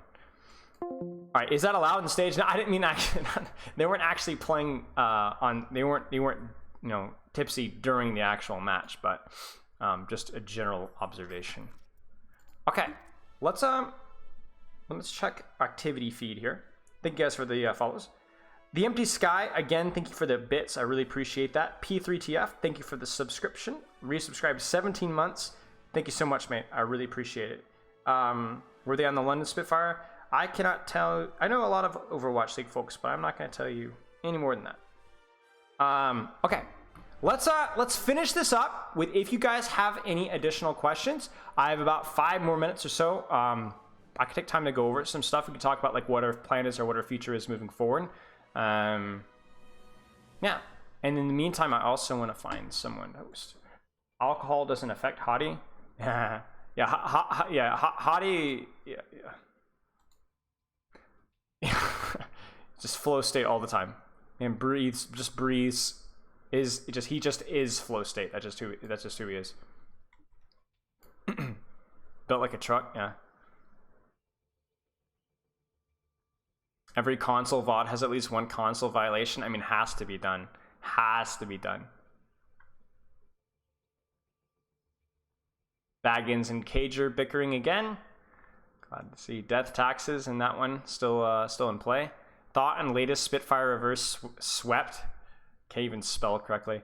Yeah, I mean, obviously sucks. So yeah, that definitely hurts. It down to the maps. That sucks majorly. Do you think you keep up the coaching long term? I don't know. I honestly don't know. I think the plan is, full transparency here, is definitely to continue it for the next few months at least. Probably, let's just say finishing out this year. And then we will play it by ear from there. I think it's safe to say that for the next 2.5 months that there's going to be continual coaching, maybe 3 months. And then after that, long term, maybe not. We'll see. YouTube analytics check. Let's see here. $7,500 made in the past 24 hours. Whoa. But it says I cannot show it on stream. Otherwise, yeah, sorry, NDA, man. Sorry. It actually, that's weird. It has like a tier list of YouTubers here. And, where are you? Cager. Yeah, I don't have time to scroll, but you're probably somewhere down there. Okay.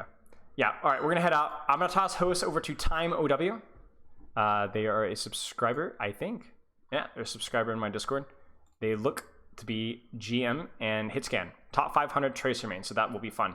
I think they've advertised their streaming a couple times in my Discord, so hey, we'll toss them a host. You guys have a wonderful rest of your day. I will be back in 2 days. If you want coaching, !coaching. We're going to keep uploading the YouTube content and all that stuff. Like I said, stay tuned for the Overwatch University AMA about Overwatch 2 in 3 days on Friday. And hopefully have a Lemon Kiwi collab this Saturday as well, along with some other collabs as well. As always, if you have requests for stream content, even if you aren't a subscriber or whatever, hop in the Discord. And at the top of the social tab, there's a stream topic suggestion channel. You can put any suggestions that you have in there. I am always open for suggestions. And you guys have a wonderful rest of your day. We're going to raid. I'm gonna figure this out. /raid TimeOW. Is it gonna work? It's working. Jump in, boys and girls. We're on our choo train. That's probably the cringiest thing I've said in the last 24 hours. And goodbye.